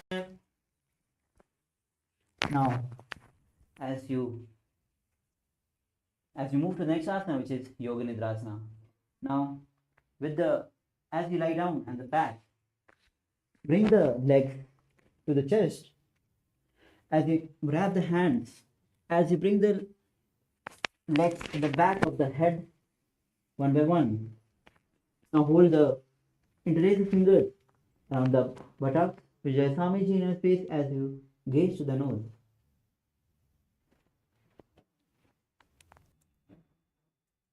पादाभ्यां वेष्टयेत् कण्ठं हस्ताभ्यां पृष्ठबन्धनं तन्मध्ये शयनं कुर्यात् योगनिद्रा सुखप्रदा. The next asana is Atmanasana. Now bring both the legs on the shoulders while you are still lying down on the back. Interlace the fingers at the back. Visualize, gaze to the nose.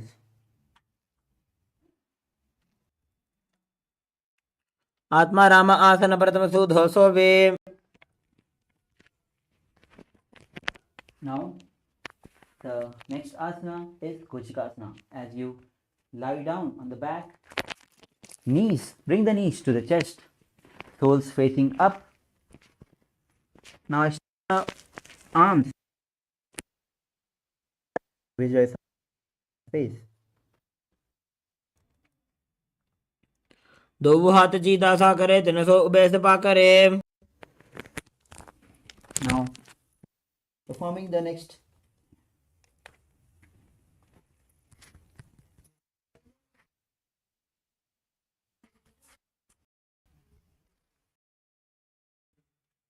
The next asana of the sequence is the Jatara Parivritti. This asana consists of 3 steps.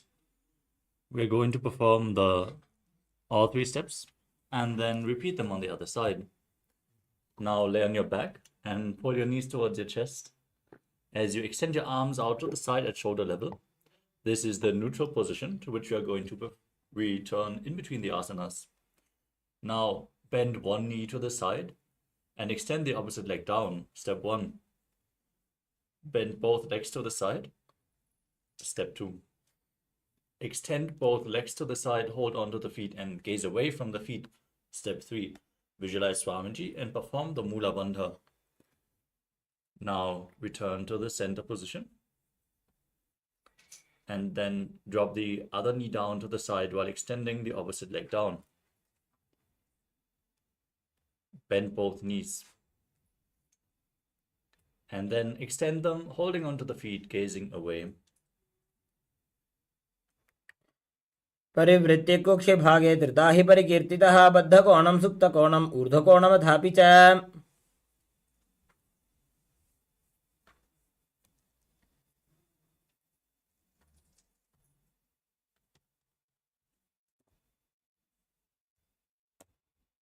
The next asana is Dvipada Pitam. As you lay on your back, hold onto your ankles and keep your feet flat on the ground. Then push your hips up high and gaze to the tip of your nose as you visualize yourself as sturdy as a bridge. Keep the Jalandhara Bandha engaged while exhaling, performing Murcha Kumbhaka, forcing the air out through the throat lock.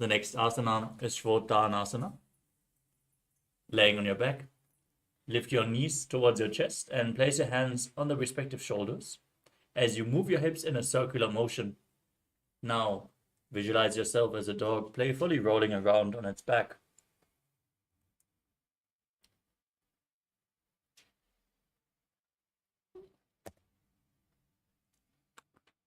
शरीरं संस्थाप्य जानुनी सम्मील्य नाभुवानीय. We move on to Viparita Karani. As you lay on your back, raise your hips and legs up straight with your arms flat on the mat for support. Now move your legs in a circular motion as you visualize Swamiji and perform the Murcha Kumbhaka.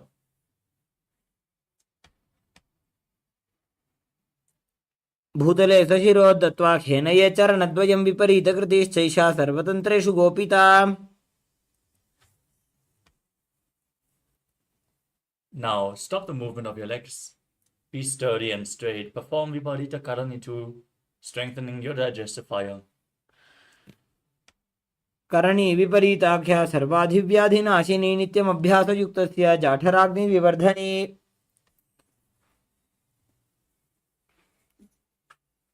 Now lower your legs down and then straight. Raise your hips and legs over top of your body, bringing the feet above your head. Interlock your fingers in Parashu Mudra as you keep your arms flat on the mat behind you. And visualize yourself as a plow in Langalasana. नरकासने स्थित्वा नासिकाप्रदेशे भूमौ पादपृष्ठे स्थाप्य.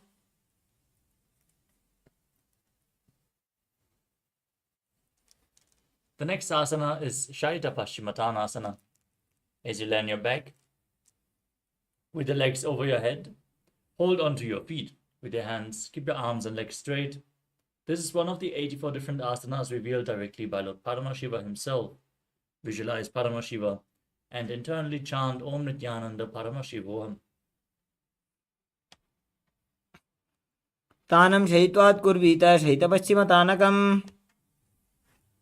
We move on to Supta Konasana. Keep your hips above the shoulder level. Keep holding onto the feet and then spread your legs wide. Visualize Swamiji in your inner space. परिवृत्य कुक्षि भागे त्रिधा हि परिकीर्तितः बद्धकोणं सुप्तकोणम् ऊर्ध्वकोणमथापि च. The next asana is Chakrasana.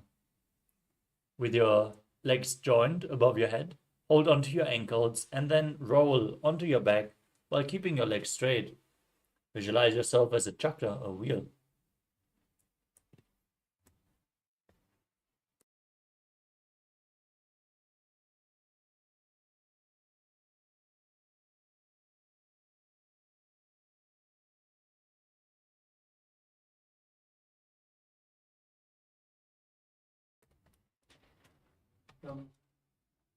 शवासनस्तद्वौ पादौ कुर्यान्मस्तकतः परो व्युत्क्रमेण ततः शीघ्रमेतत्सर्वस्य साधनम्.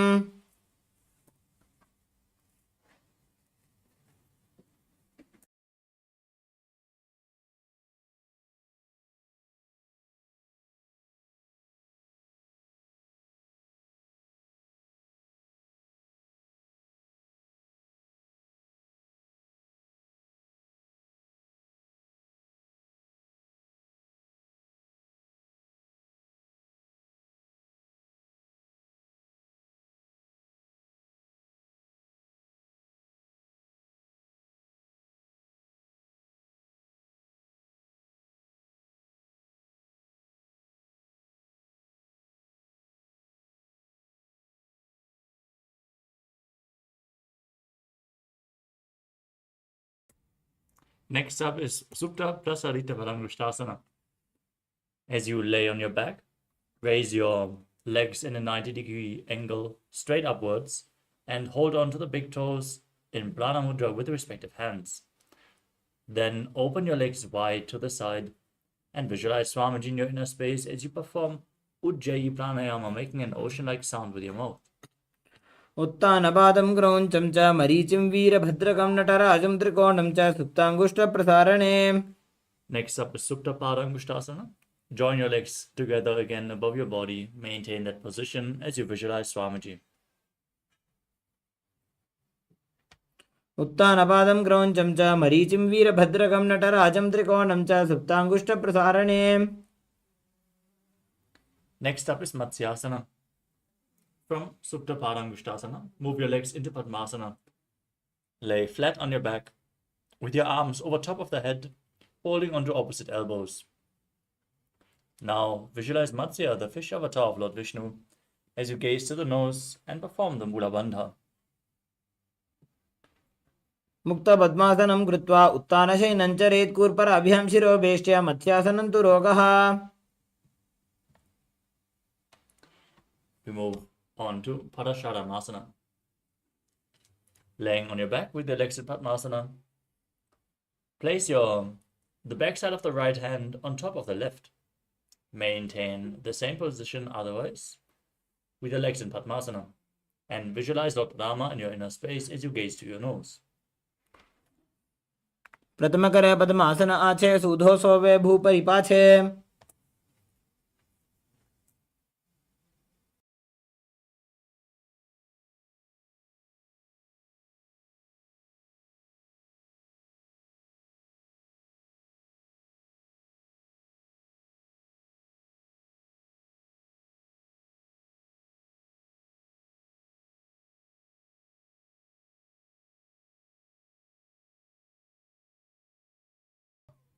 Next up is Sarvangasana.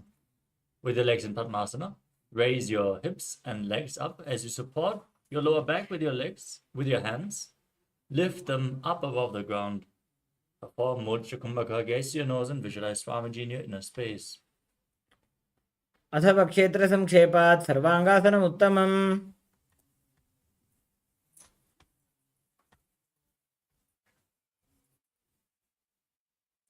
You move on to Vrishchikasana. Lay on your back with one foot onto the opposite thigh. As you pull the other leg against your chest, gaze to your third eye and visualize yourself as a scorpion. प्रथमशयन सूधो शीर्षकेशिकी सन्धि सुदाखे.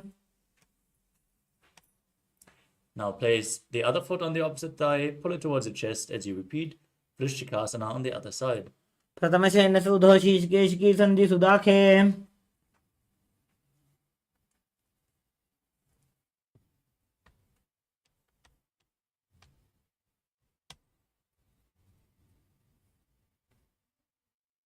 The next asana is Vrishaparakshipasana. As you lay on your back, interlock your fingers behind your neck, and then lift both legs off the ground, alternatingly, bringing one knee in towards your chest, back and forth, as you visualize Swamiji in your inner space.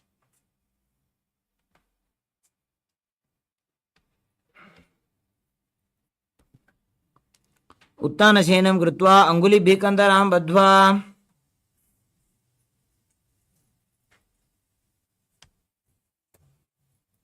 Next up is Maruttanasana. Laying on your back, keep your hands next to the hips, and then alternate touching your ears with the knees. Bring your knees up towards your head and visualize Swamiji in your inner space.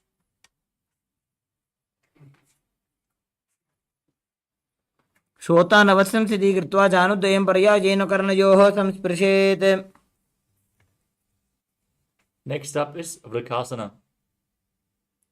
As you lay on your back, place your feet flat on the mat and then stand up and lay back down again and again as you visualize yourself as a wolf, performing Sahaja Kumbhaka, calmly breathing through your nose as you do so. अथ उत्तानशयनं कृत्वा पादतलाभ्यां भूमिं धृत्वा. Next up is Luthasana. Laying on your back, kick your legs up and roll over completely again and again, visualizing Swamiji in your inner space, and finally ending in a prone position on your stomach.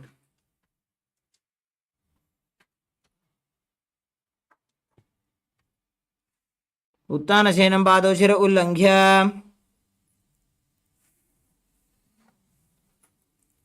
Next up is Tadasana.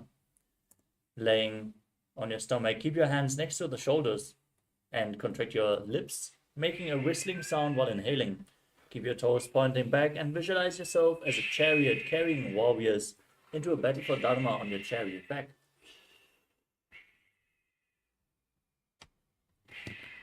निब्जशयनं कृत्वा नाभिं भूमौ निधाय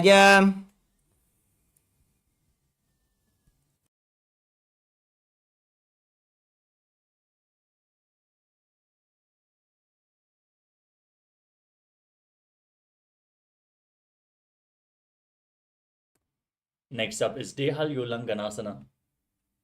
Now push your hands into the ground, lifting your body up into a plank position, and then jump your feet back and forth as you visualize yourself transcending body and mind.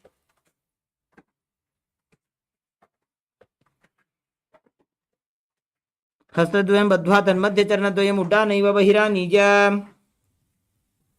Next up is Jatyasana.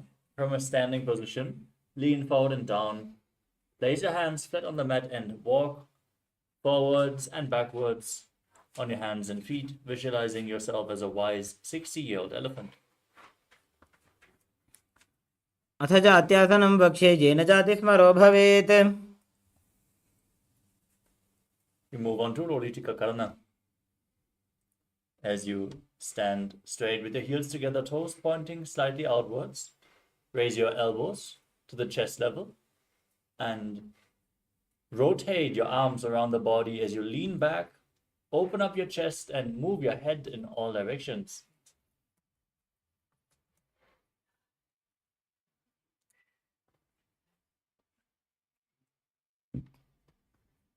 Next up is Sadapasana. Now tie your feet with a rope if you have one close by and stand straight on the mat like a rod, keeping your arms close to the body, hands on the respective thighs.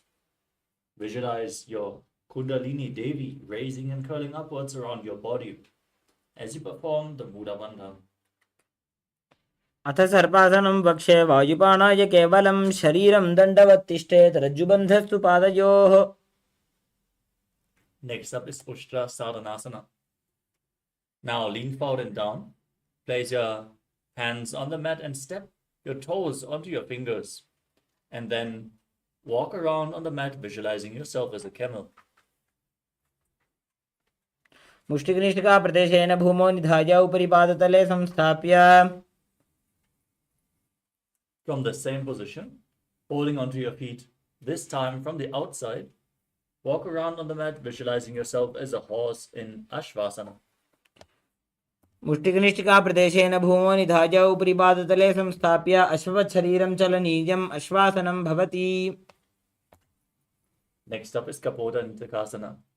Now interlock your fingers behind your body in Padusha Mudra and pull your hands down towards your calves, opening up your chest widely. Lean back and visualize yourself as a soaring bird diving headfirst in rapid speed. पादतले भूमौ निधाय पृष्ठभागेन हस्तौ जङ्घापर्यन्तं नीत्वा कपोतनिटकं भवति. Next up is Tala Pushpaputam Karana. Standing with your palms together in Namaskara Mudra, gently bend your knees and keep the toes pointing outwards. Then bow down to one side. Open up your palms simultaneously as you lift the respective heel and visualize yourself holding a bouquet of flowers and offering it to Paramashiva.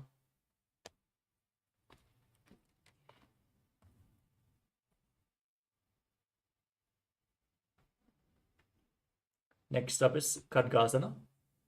Now visualize yourself as a rhinoceros as you gaze to the tip of your nose and lay down on your stomach. Then jump your feet back up towards your hands and stand with your hands in Namaskara Mudra, forming the horn of the rhinoceros. नुजतरतमासनं कृत्वा पादतलाभ्यां भूमिं धृत्वा.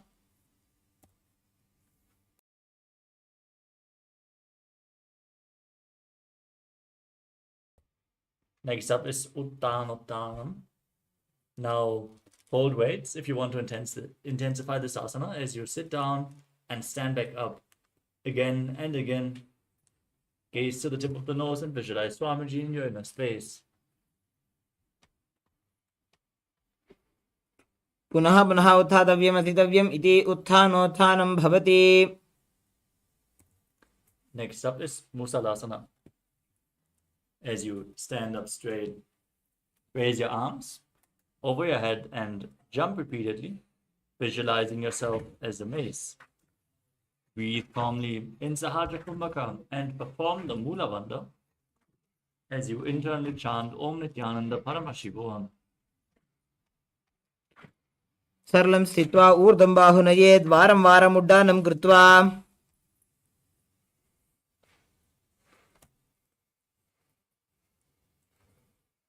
From a standing position, pull the sole of one foot towards your chest.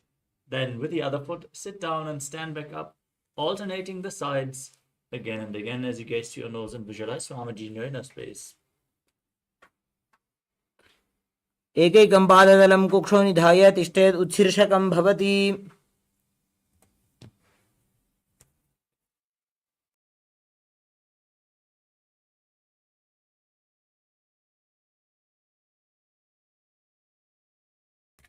Next up is Parshvajanukarana. Now stand and keep one leg slightly bent with the toes pointing to the side as you pull the other knee towards your chest and circling it with a respective arm with a hand in a fist, placing the other hand on the respective thigh with the fingers pointing inwards.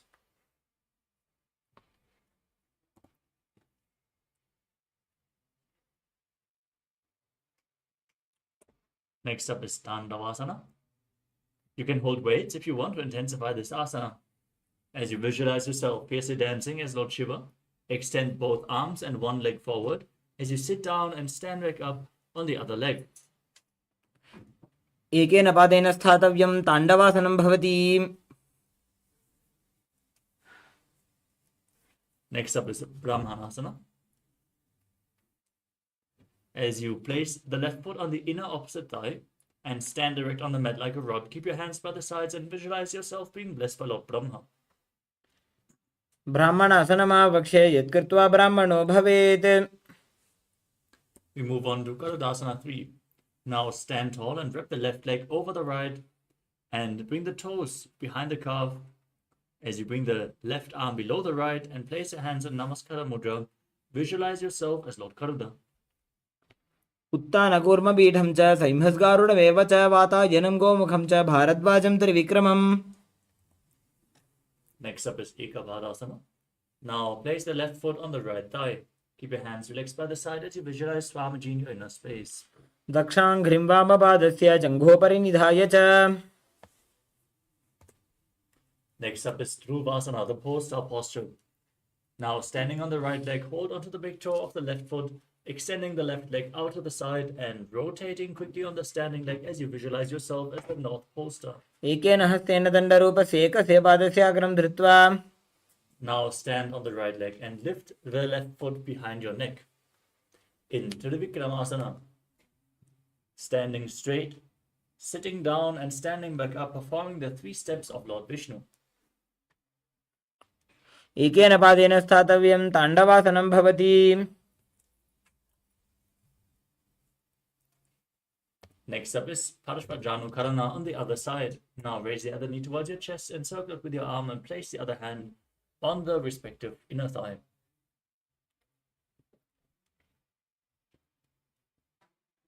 Now repeat Tandavasana on the other side as you sit down and stand back up. Visualize yourself fiercely dancing as Lord Shiva.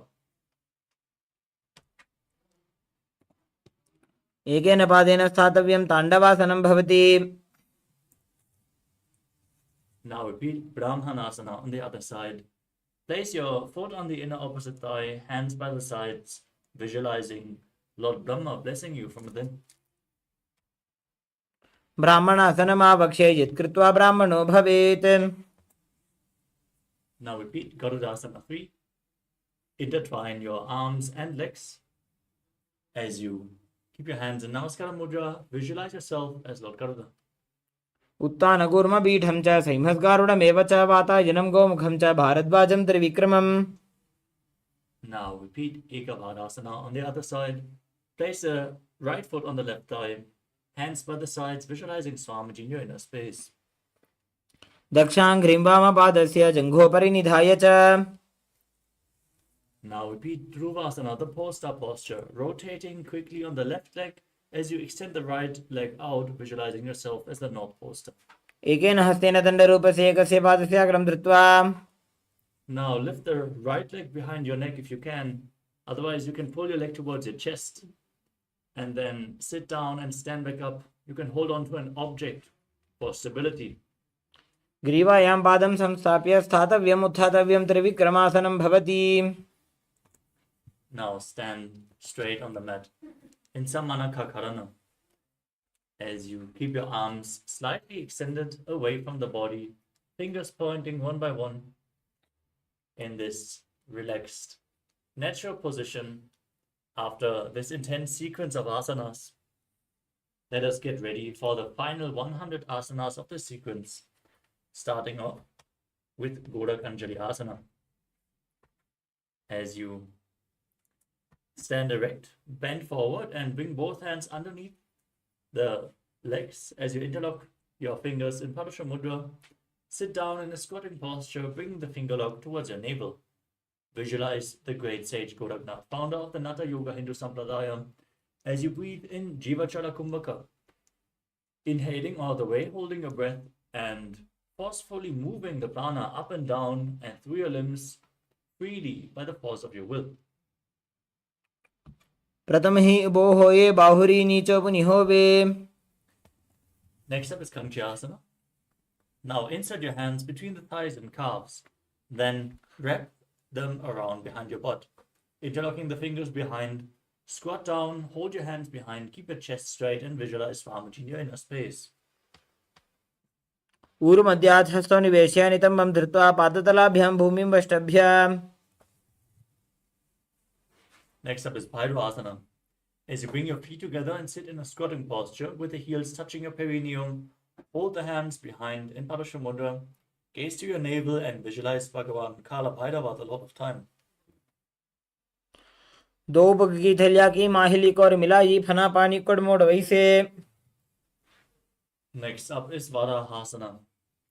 As you squat down all the way to the ground, keep your feet together, toes apart, and bring your elbows to your head as you place your hands in Anjali Mudra behind your head, fingers pointing downwards. Now, gaze to your nose and visualize a ball, one of the 10 incarnations of Mahavishnu. पागदली की माहिली को और मिलाई फना पानी उकड़ मोड़ वैसे. Next up is Prithvitasana. As you hold on to the big toes and Prana Mudra, bring your hips to the same level as your knees. Then keep your arms straight. Visualize Swamiji in your inner space.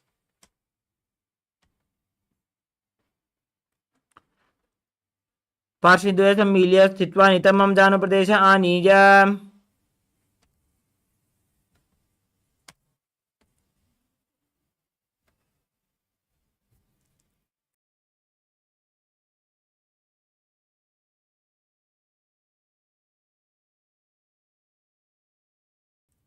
Next up is Bakasana.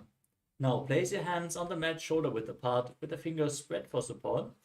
As you bring your hands, your knees onto your arms towards your armpits, lean forward and down until you find balance and then lift your feet off the ground as you visualize yourself as a crow.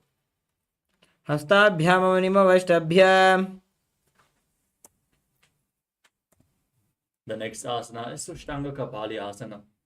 Now kneel down and place your head on the ground with the hands shoulder width apart on the ground.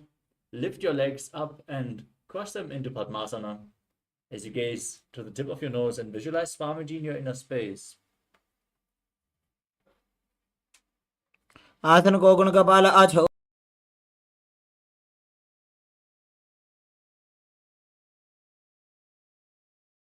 होई. Gently lower your legs. Come to a kneeling posture with the perineum down on the ground, the heels outside of the hips, with the toes touching behind your body. Keep your hands on the thighs in a relaxed manner as you gaze to your nose and visualize you are sitting in the secret seat with Paramashiva and Guru, internally chanting the Mahavakya, Om Nithyananda Paramashivoham. जानोर्भोरन्तरे पादौ कृत्वा पादौ च गोपजेत्. Next up is Vrikshasana 2. Use the support of a wall if needed as you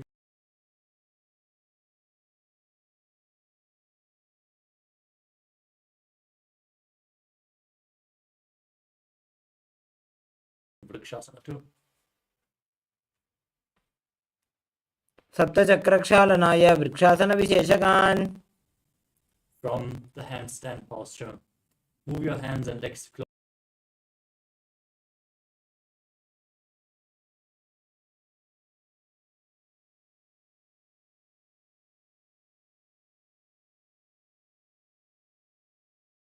Gulf मिलाए. Gently lower your legs down. Place your hands flat on the ground, shoulder width apart. As you lower your body,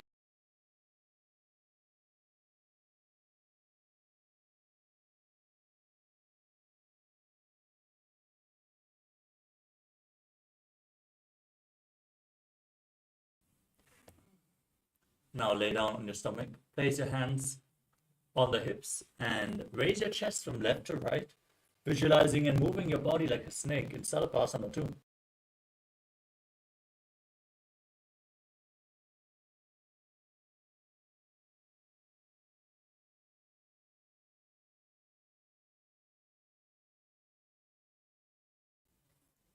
The next asana is Niralambanasana. Laying on your stomach, place your elbows on the ground and keep your hands in Padma Mudra, the lotus mudra, with thumbs and lips.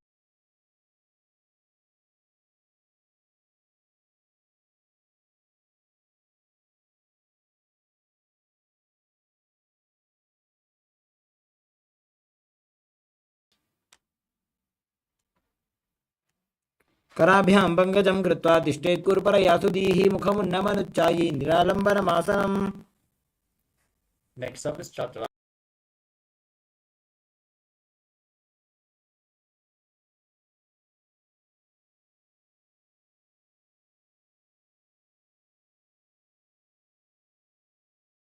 Close to your upper back as you visualize yourself as an umbrella protecting your guru from the sun rays. अर्ध्यासनो स्थित्वा हस्ततलाभ्यां भूमिं धृत्वा.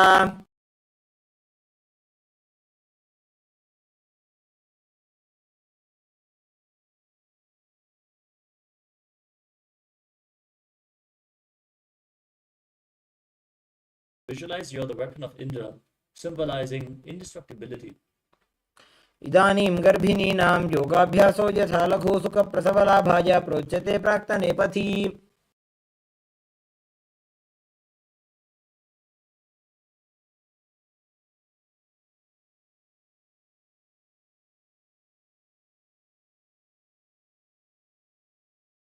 Hands as you experience yourself as powerful as a ram.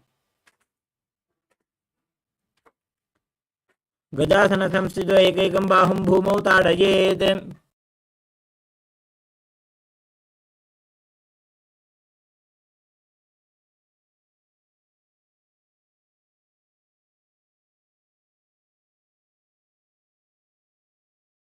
From Gajasana, lift your legs into the air and slowly bring your forehead towards the ground as you visualize yourself as unborn, existing for all eternity.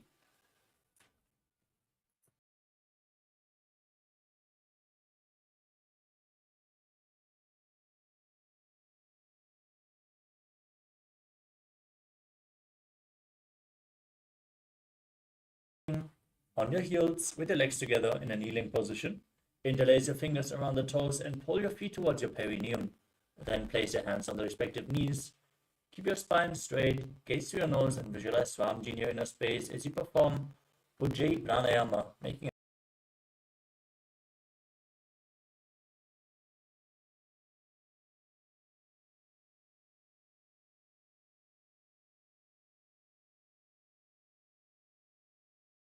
interlock your fingers in front and move your arms up, down, left, right in all directions, giving massage to various different joints and muscles of your body.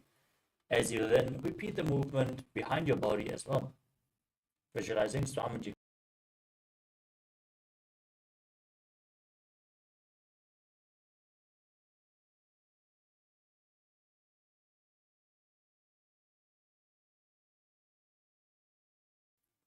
As you sit on your heels in Vajrasana, keep your feet turned out to the sides. Place your hands on the thighs, keep your spine straight, and visualize your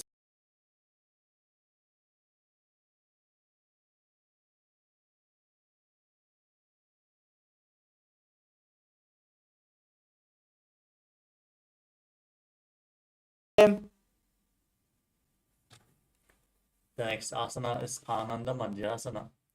Sitting with your legs folded back, the toes pointed backwards, with your knees open wide.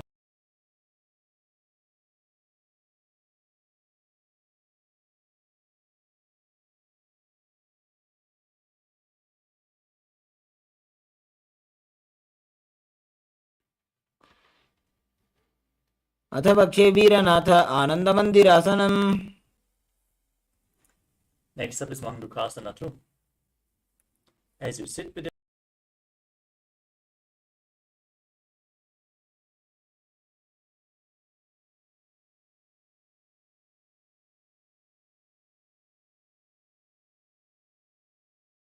and performing Uddiyana Bandha and Mula Bandha in Mandukasana too. पृष्ठं सम्पीड्य गुल्फाभ्यां जान्वङ्गे सबलयाकृतिः हस्तौ पादतले क्षिप्तो मण्डूकं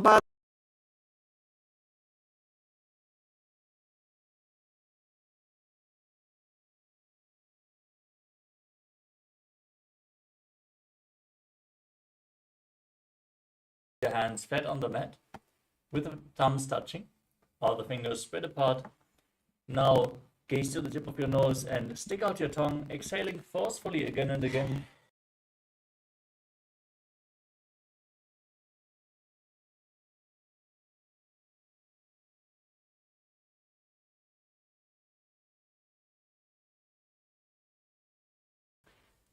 From the same posture, cover your mouth with your hands and place your thumbs underneath the teeth, inhaling through the right nostril and exhaling.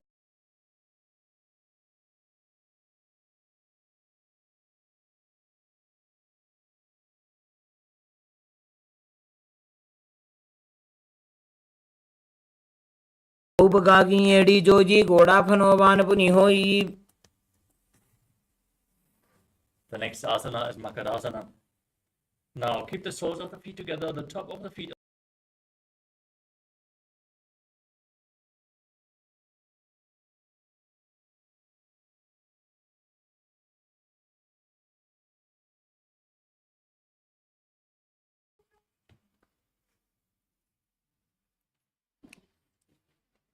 दोवो पगतली संपुट आने तनिकी पिष्टि भूमि परिठाने.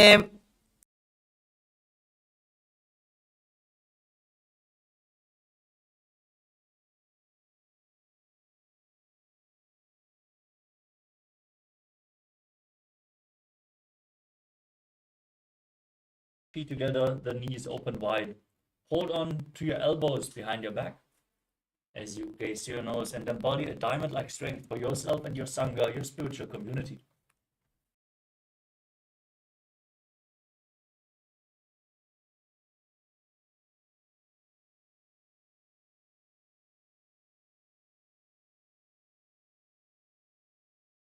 Keep your toes down, cross your ankles, and sit on your heels, placing your palms on the mat to the side of your body.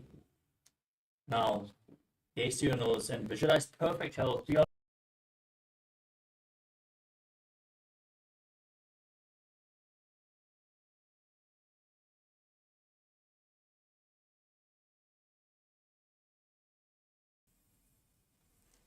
Next up is Kurmasana.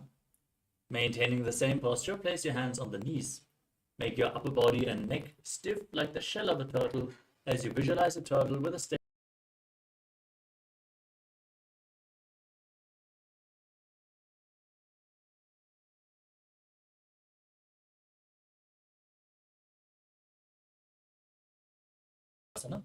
Maintain the same posture, relax your upper back. Keep your hands on the knees, gaze to the nose, and visualize Swamiji in Yogasana. गुदम नियम्य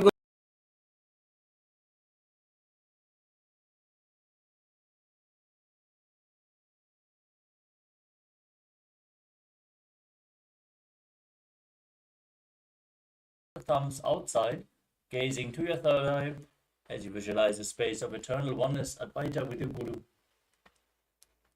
Goda Vamo Bohoi, Goda Adara Khedoi.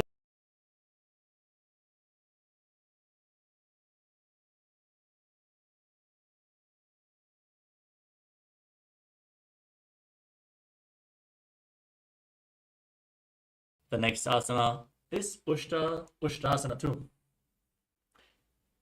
In a kneeling position, bend backwards and hold onto your ankles with your hands. Keep your arms straight and push.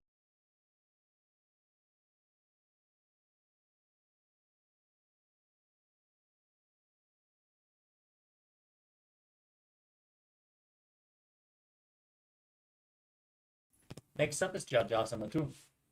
With your heels together, the hands on the soles of the feet, slowly lean backwards as you place your back. The back.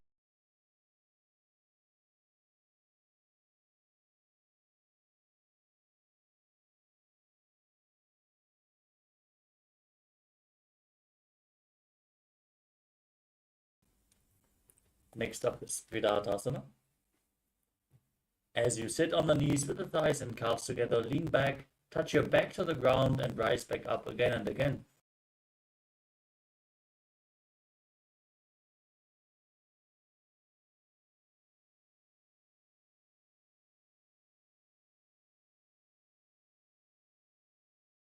Yoho Uruni Samsthapya.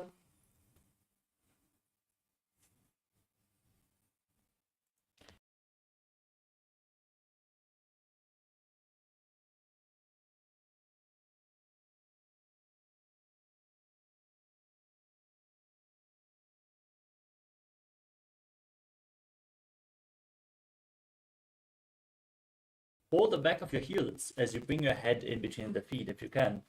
Lean back as far as you can as you visualize yourself as a beautiful dove. Merudanda Grandhi.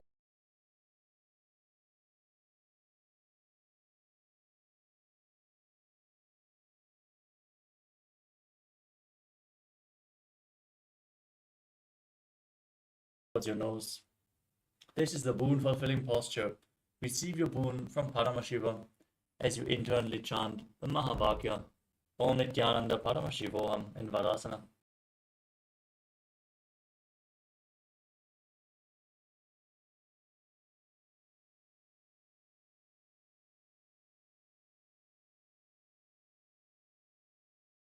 Resting your head on your hands in Varahasana 2 as you visualize yourself as Varaha, the boar avatar of Lord Vishnu.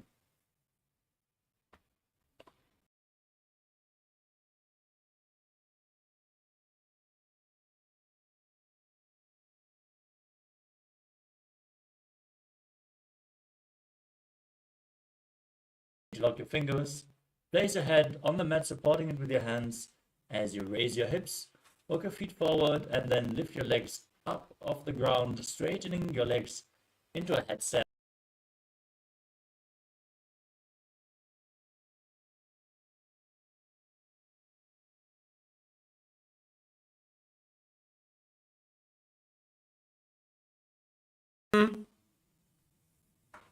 Lower your legs down and come to a kneeling posture as you place your head in between the knees.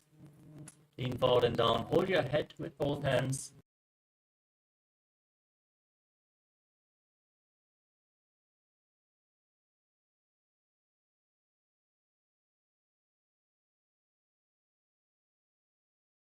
Rabe Koromahili Ube Milave. The next asana is Viparita Sharabhasana. Lay down on your stomach and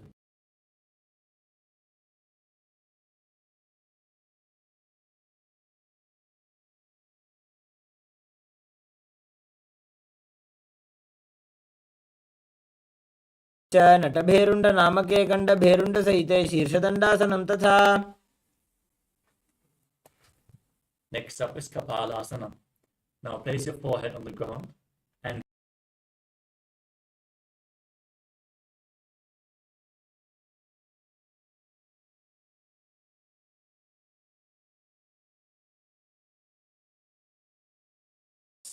and the strong will to attain enlightenment.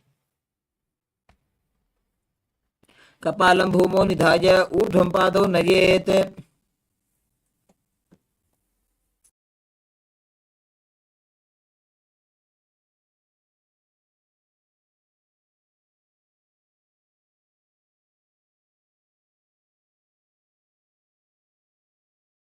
Your head and placing your feet on the ground in front of your head if you can. Now visualize yourself as a free and open dog. Ustraa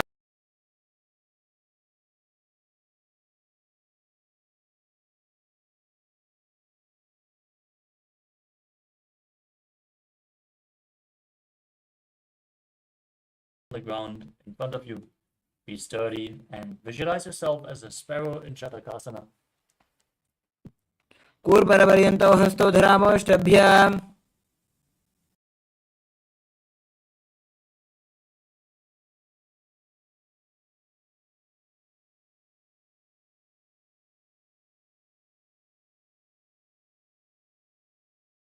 In Vrishikasana too, visualizing yourself as a scorpion.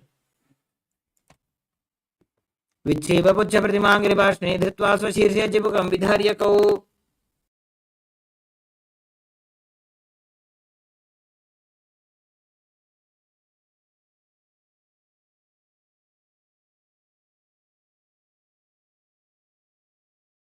Outwards. Press your hands in front of your knees on the ground as you visualize yourself as a bull. Breathing in Antaranga Kumbhaka, forcefully inhaling through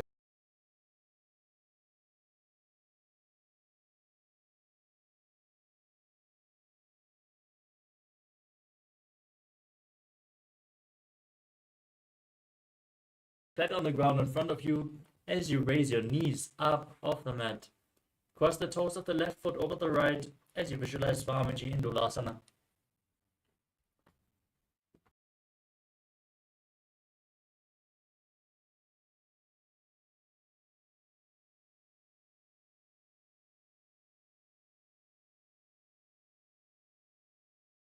The side, hands in front, visualizing yourself as a bull in Vrishasana on the other side. याम्य गुल्फे पादमूले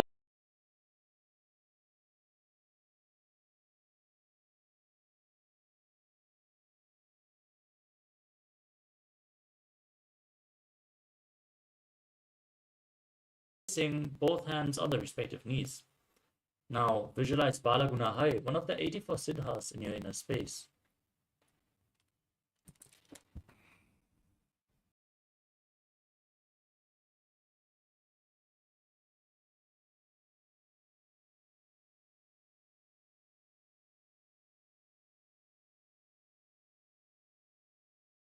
Underneath the thighs and wrap your hands around the shins, holding onto your ankles from the outside.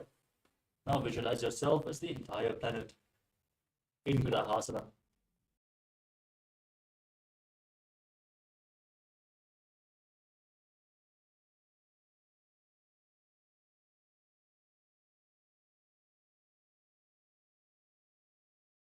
Right foot with the other knee raised against your chest, hands on the knees, visualizing Balaguna Hai. आसन को गुण जल विकार जाई.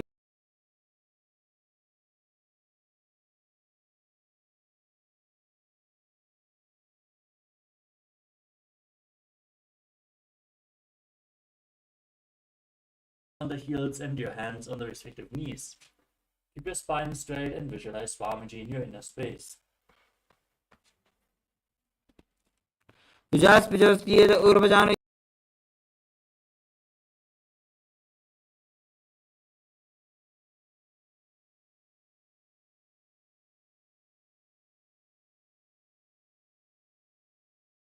Hold on to opposite elbows behind your back. Now visualize Swamiji in your inner space and don't forget to breathe in Antaranga Kumbhaka.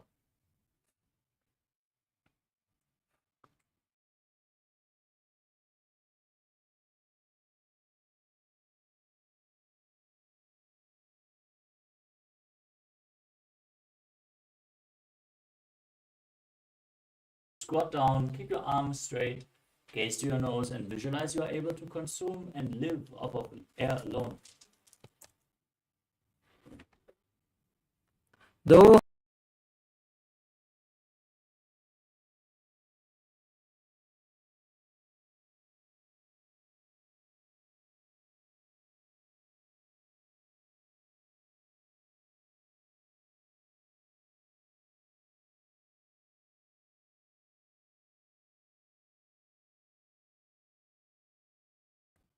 The next asana is Padukasana.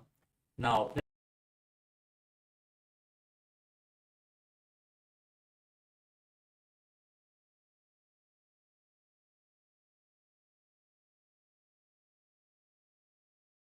visualizing yourself wearing padukas and performing a padayatra, walking all across India. हस्ततलयोः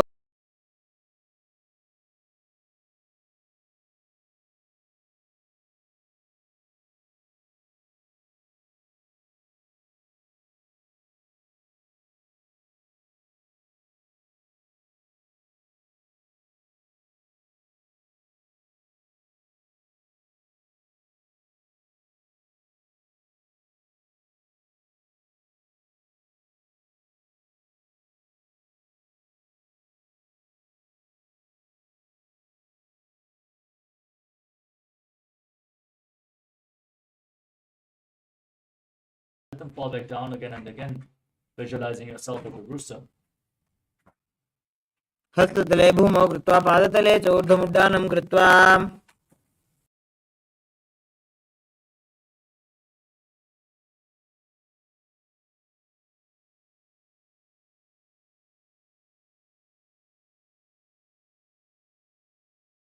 Dancing as you feel yourself become free of all inhibitions. हस्ततलाभ्यां भूमिं वष्टभ्याम्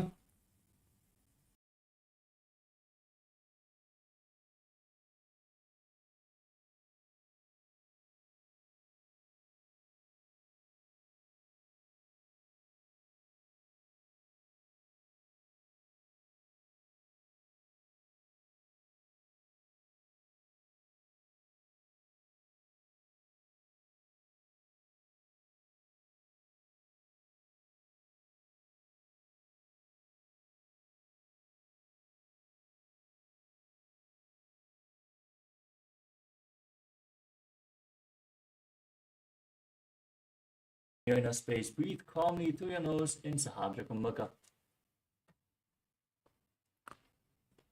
अथ वक्षे Mahadev कुञ्जरासनमुत्तमम्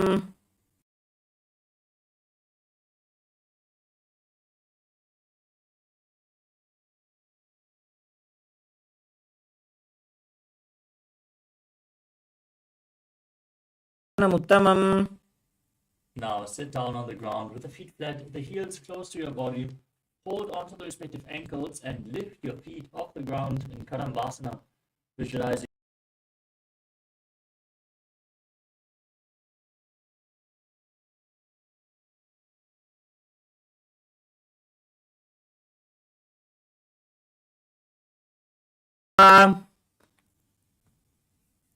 Next up is Pavana Muktasana. As you sit with the heels at the perineum, hold the knees with your hands and press them towards your chest.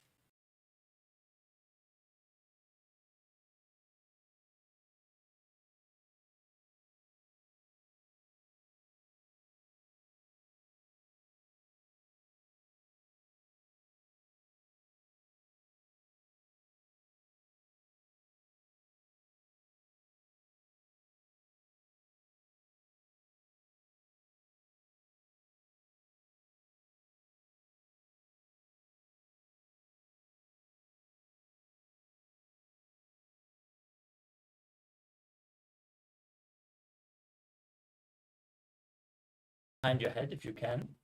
Place both hands flat on the mat and extend the opposite leg up, lifting your entire body up, balancing on your arms. If you can't bring the leg behind your neck, you can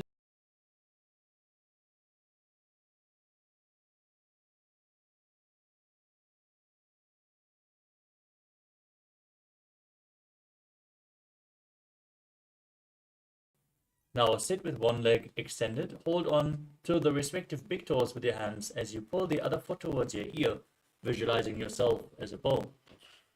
पादाङ्गुष्ठोदुपानि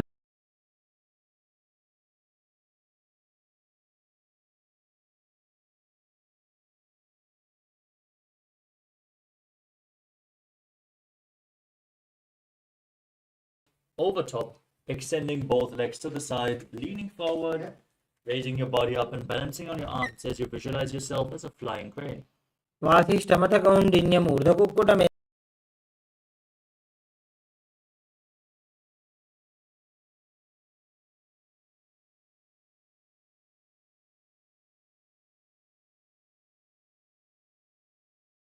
Gaze to your third eye and visualize you are immortal, able to exist solely from prana. एतत् प्रभेदं वक्ष्यामि करोति यस्य चामरः Next up is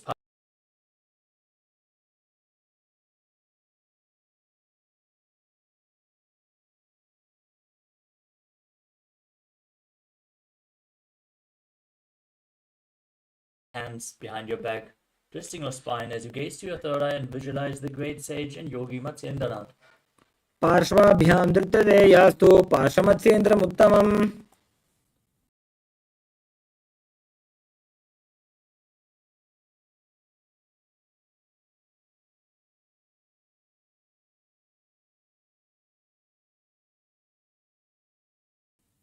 Now repeat Dhanurasana 2. Straighten the other leg and pull the other foot towards your ear as you visualize yourself as a bow. पादाङ्गुष्ठोदुपाणिभ्यां गृहीत्वा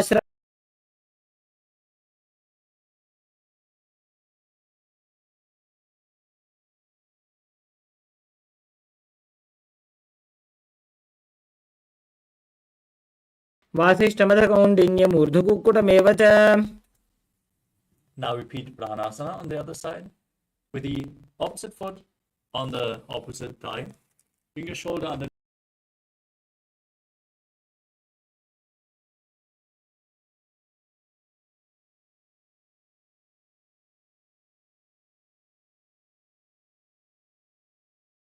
on the other side with the other foot by the hip. Twist your body around and below the waist knee. Interlock the fingers behind as you visualize Nithyananda, the master of Hatha Yoga.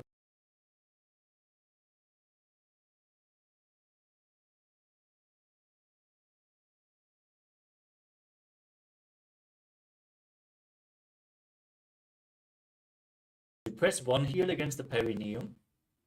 Lean forward and down with the opposite foot extended. Hold onto the front foot with both hands as you place your head close to the knee.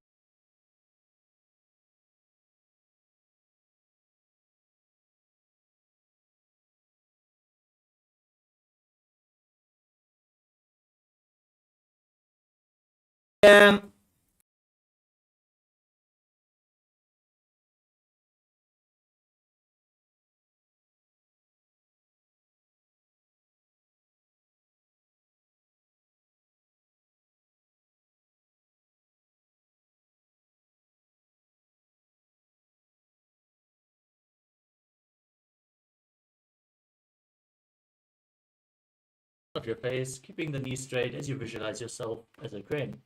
उत्तानपादं क्रौञ्चं च मरीचिं वीरभद्रकं नटराजं त्रिकोणं च सुप्ताङ्गुष्ठप्रसारणे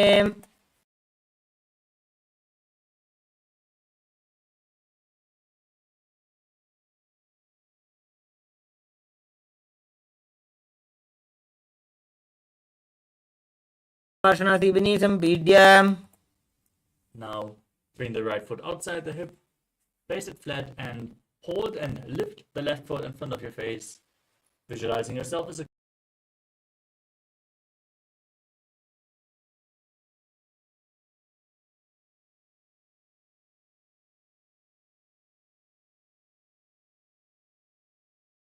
straight and rest your palms on your knees, gazing to your nose as you embody peace, well-being, good fortune and prosperity, a swastika in your inner space. जानोर्भोरन्तरे सम्यक्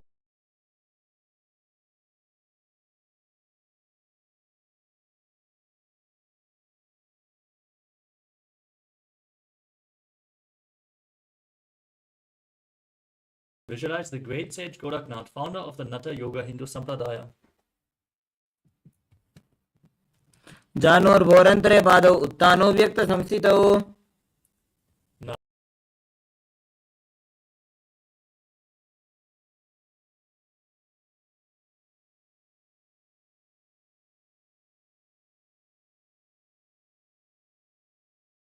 Get ready to enter Shanmukhi Mudra. Inhale all the way. Then close your mouth with little and ring fingers, the nostrils with the middle fingers, the eyes with the index fingers, and the ears with the thumbs.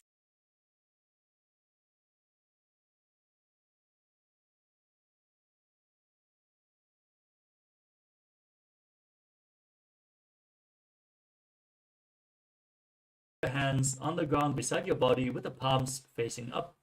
In Yogasana too. As you gaze to your nose and visualize Swamiji, start breathing in Kakachancha Kumbhaka, rolling up your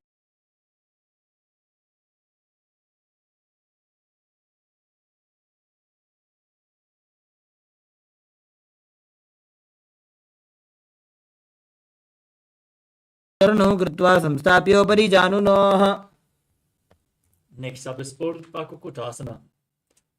From Padmasana, place your palms flat on the mat beside your body.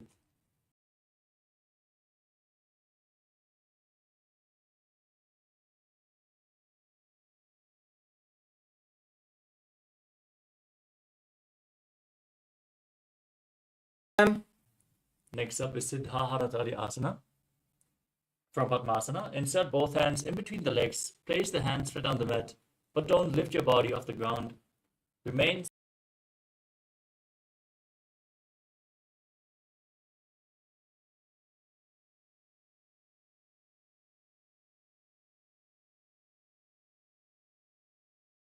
posture. Now push your hands into the mat and raise your body up, gazing to the nose as you visualize yourself as an elegant swan, still breathing in Kakachancha Kumbhaka. कुक्कुटासनस्थित्वा स्कन्धपर्यन्तं ऊरुनिः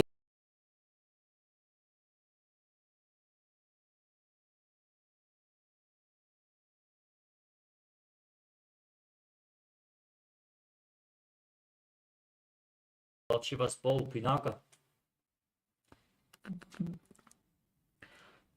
प्रथम पद्मासन को करे घोड़ासन दिमाही करी धरे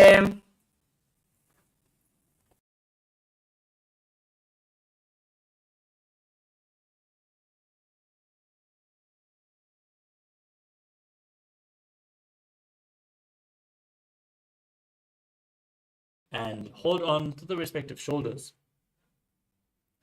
as you visualize your turtle having a stable body and mind to live for hundreds of years in Kurmasana.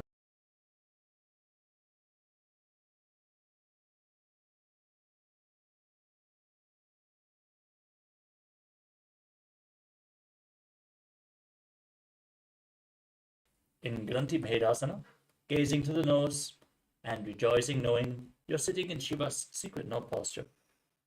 अथ वक्षे नीलकण्ठ ग्रन्थिभेदासनं शुभम्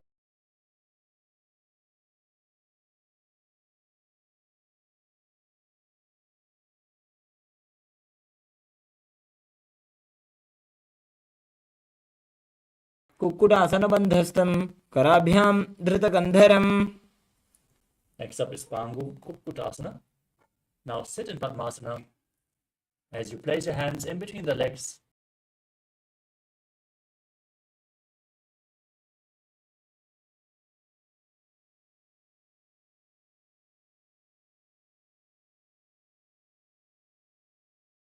Place the other hand on the ground in between the legs.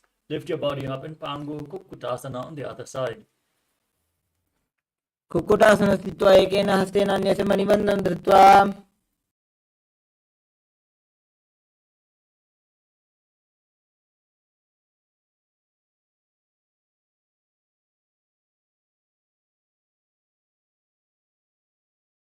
And cover this. जानोर्भोरन्तरे पादौ उत्तानो व्यक्तसंस्थितौ. Next up is Padmasana 3. Now hold one hand over the other in Padmasana.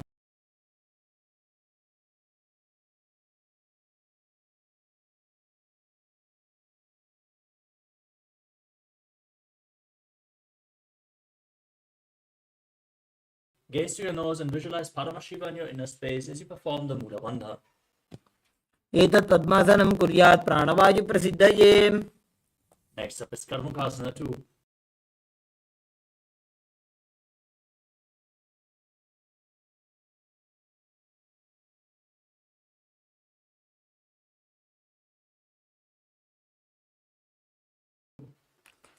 अथान्यासनमावक्ष्य योगपूर्वकरक्षणात्.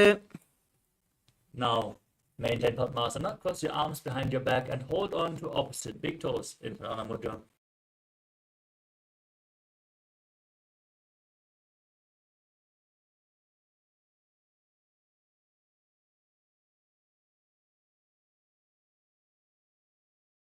Your chest and gaze to your third eye. Visualize the action of Paramashiva's third eye, destroying anything you come across in Dridhasana. ऊरुभ्यामुपरि स्थाप्य पादयुग्मं प्रयत्नतः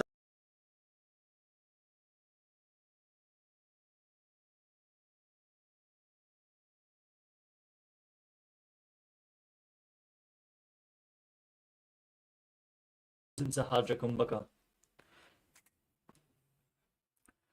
प्रथम पद्मासन कोठाने दो हाथ पाछाने आने. Next up is Kandukasana.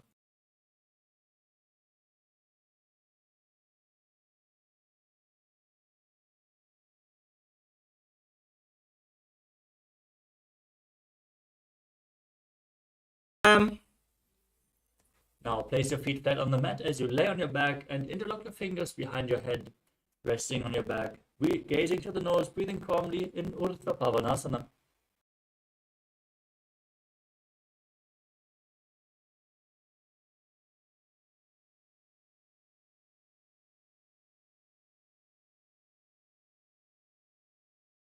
You push your hips up, breathe in Mudra Kumbhaka with Chalandra Bandha engaged as you visualize yourself as a powerful alpha ape.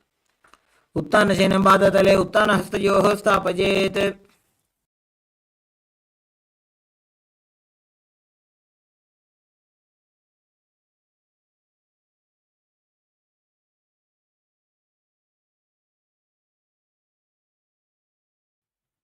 जङ्घोरुबलहीनश्चेत् उत्तानशिखिपीठकम्. Now raise your hips and legs up straight into Narakasana and then bring your arms flat on the mat.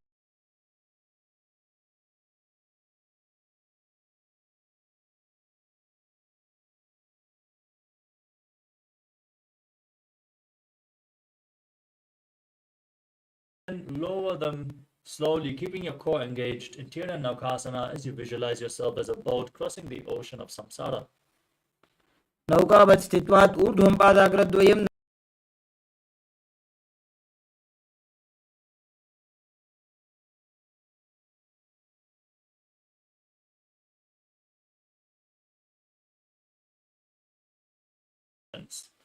तिर्यन्नौकावत् ग्रीवापृष्ठकूर्परैः भूमिं वष्टभ्य. Lay down flat on the mat in the final asana of the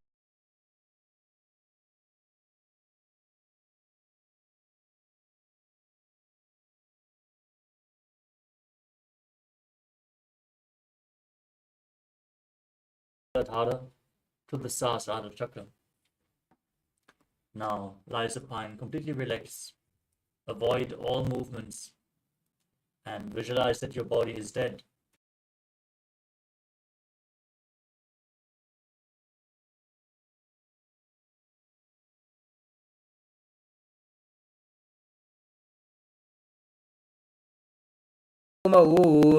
शयनं तोषवासनं शवासनं श्रान्तिहरं चित्तविश्रान्तिकारणम्.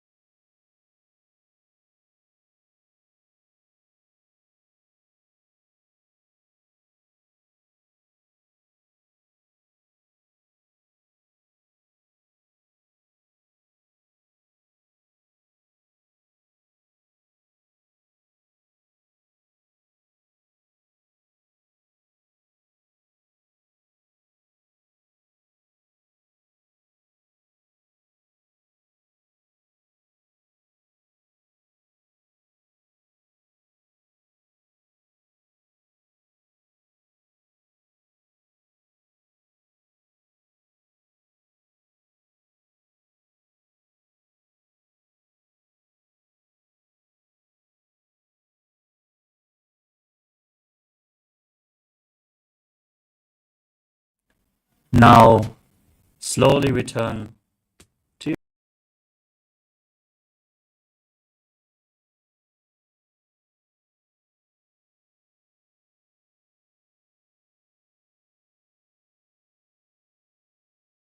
body from side to side as you slowly rock your body up in a seated position.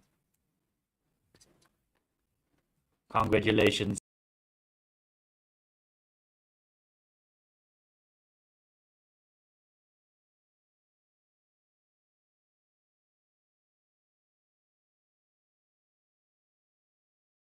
Sit straight with your head, neck, and spine in a straight line. Keep your hands in Namaskara Mudra. In front of your heart center, close your eyes, take a deep breath. Visualize Swamiji as we chant the Purna mantra together.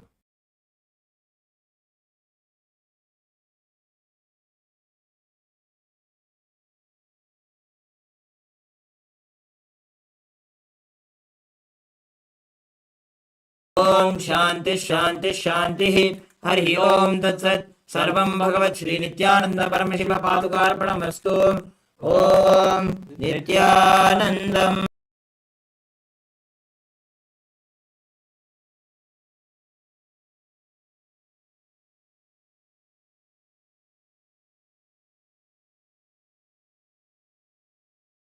You all open all your three eyes and manifest the powers of Mahā Sadashiva. Om Nithyananda.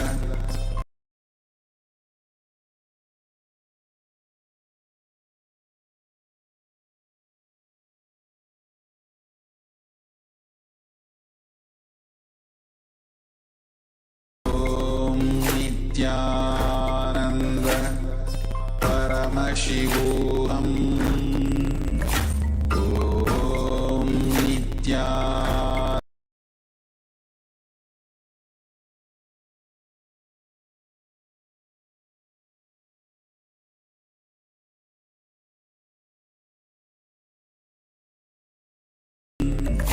Om Nithyananda.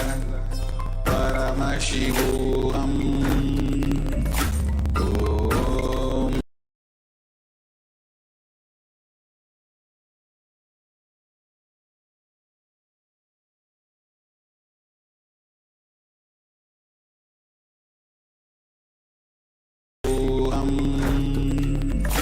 Om Nithyananda. Paramashivoham.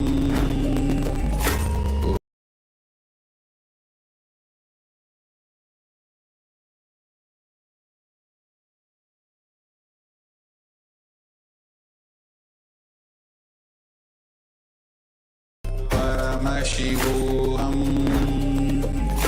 Om Nithyananda. Paramashivoham.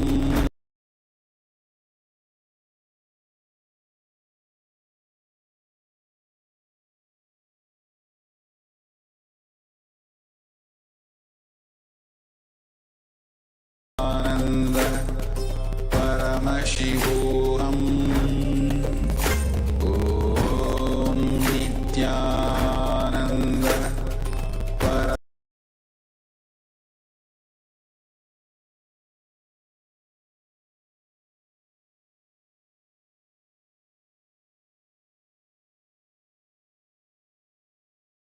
Om Nithyananda.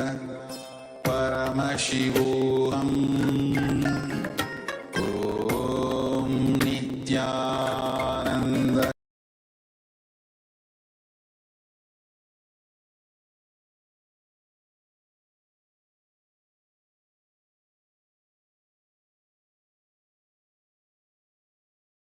Om Nithyananda.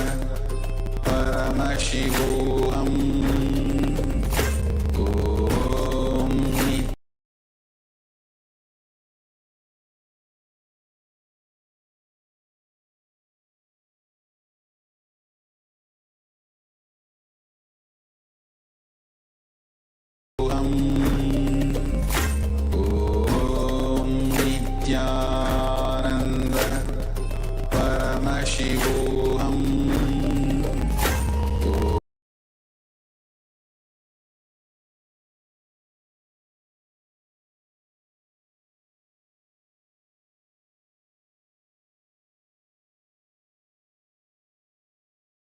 Paramashivoham. Om Nithyananda Paramashivoham.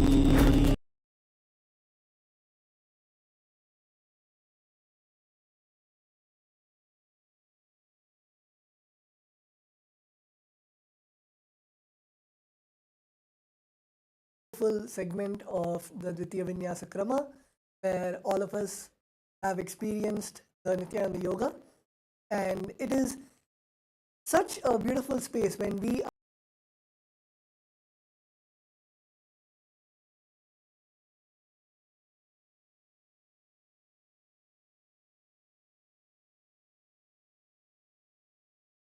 Paramashiva of our beloved Swamiji, and with Swamiji's space inside us, let's begin the power manifestation.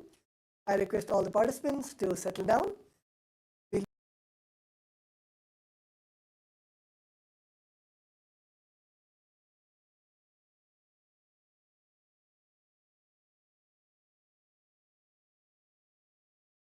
Your third eye. We'll be manifesting the power of seeing the shapes today. So let's get ready. Please sit down, sit in a very comfortable position.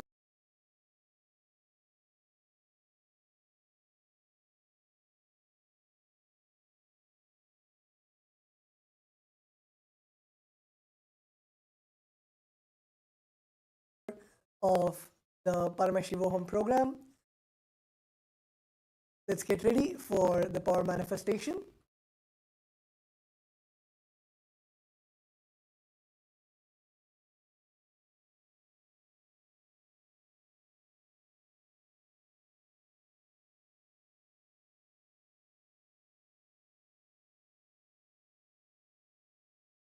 Please sit straight with your head, neck and spine in a straight line.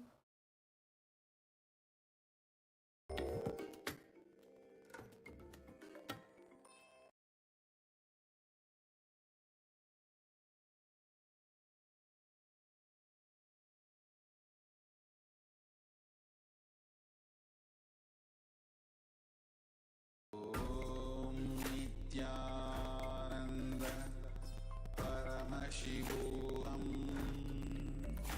Om Nithyananda.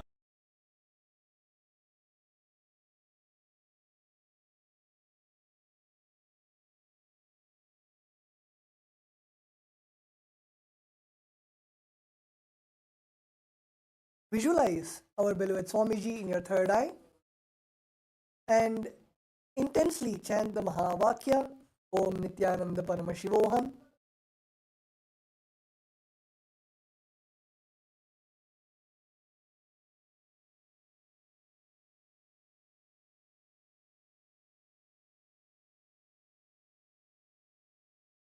Intensely look through your third eye while chanting the Mahavakya. Pray to Swamiji to reveal whatever Swamiji wants to reveal.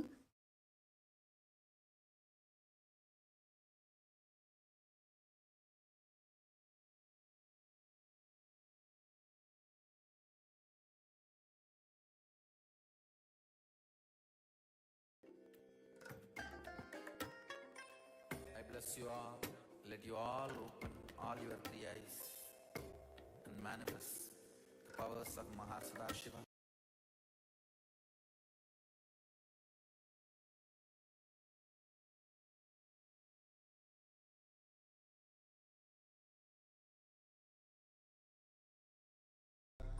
Paramashivoham. Om Nithyananda Paramashivoham.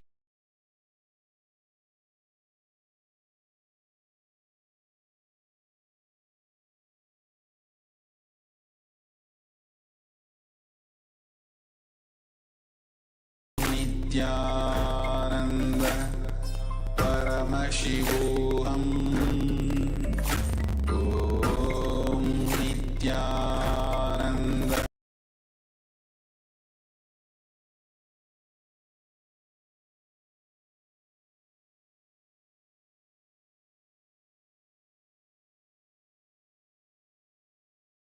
Om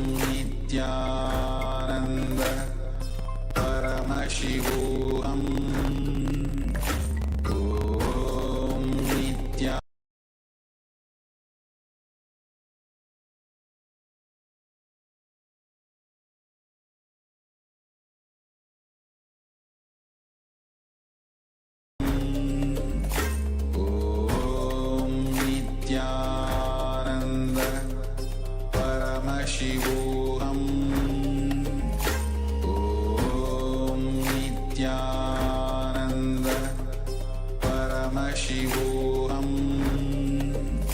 Om Nithyananda Paramashivoham. Om Nithyananda Paramashivoham. Om Nithyananda Paramashivoham. Om Nithyananda Paramashivoham. Om Nithyananda Paramashivoham. Om Nithyananda Paramashivoham. Jnanam. Please relax. Slowly open your eye band. And you can start revealing what you are able to see through your third eye. You can type it in the Zoom chat. Whether you were able to see some colors or shapes or anything that Swamiji had showed you in your third eye, you can please put it in the chat. And just in a few moments, we will be showing to you what was projected.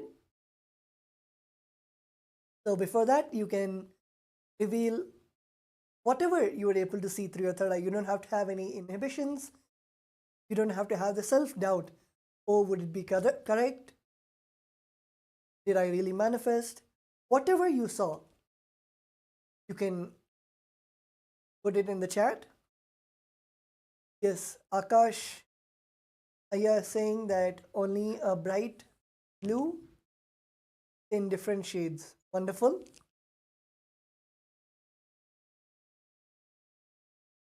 Yes. So let's now, we are projecting the picture what was revealed. So Akash Aya, it's actually correct what you saw. Beautiful. It is a bright blue color in different shades, and it was a picture of a triangle. Wonderful, wonderful, Aya. So yes, others also, you can post what you have seen, and if you are able to see the triangle or the blue in different shades or purple. Yes, so that was a beautiful round. We'll now be moving on to the next round. We are having another round of seeing the shapes.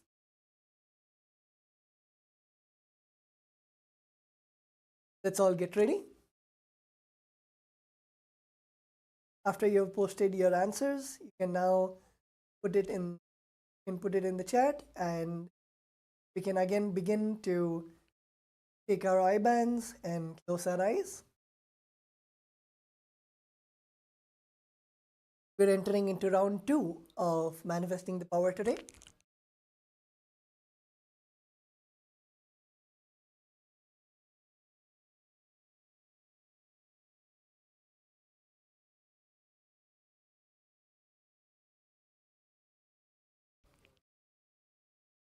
Yes.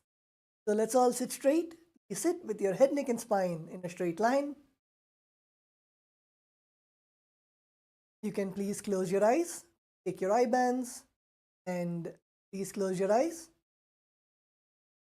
Intensely visualize our beloved Swamiji in your third eye. And whatever Swamiji is showing you, start revealing. Start looking intensely without any self-doubt, without any self-hatred, self-denial. Close your eyes, and in the pure space, start seeing the picture which is projected to all of you through your third eye.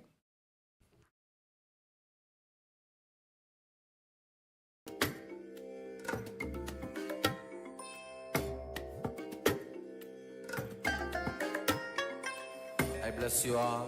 Let you all open all your three eyes and manifest the powers of Mahā Sadashiva. Om Nithyananda Paramashivoham.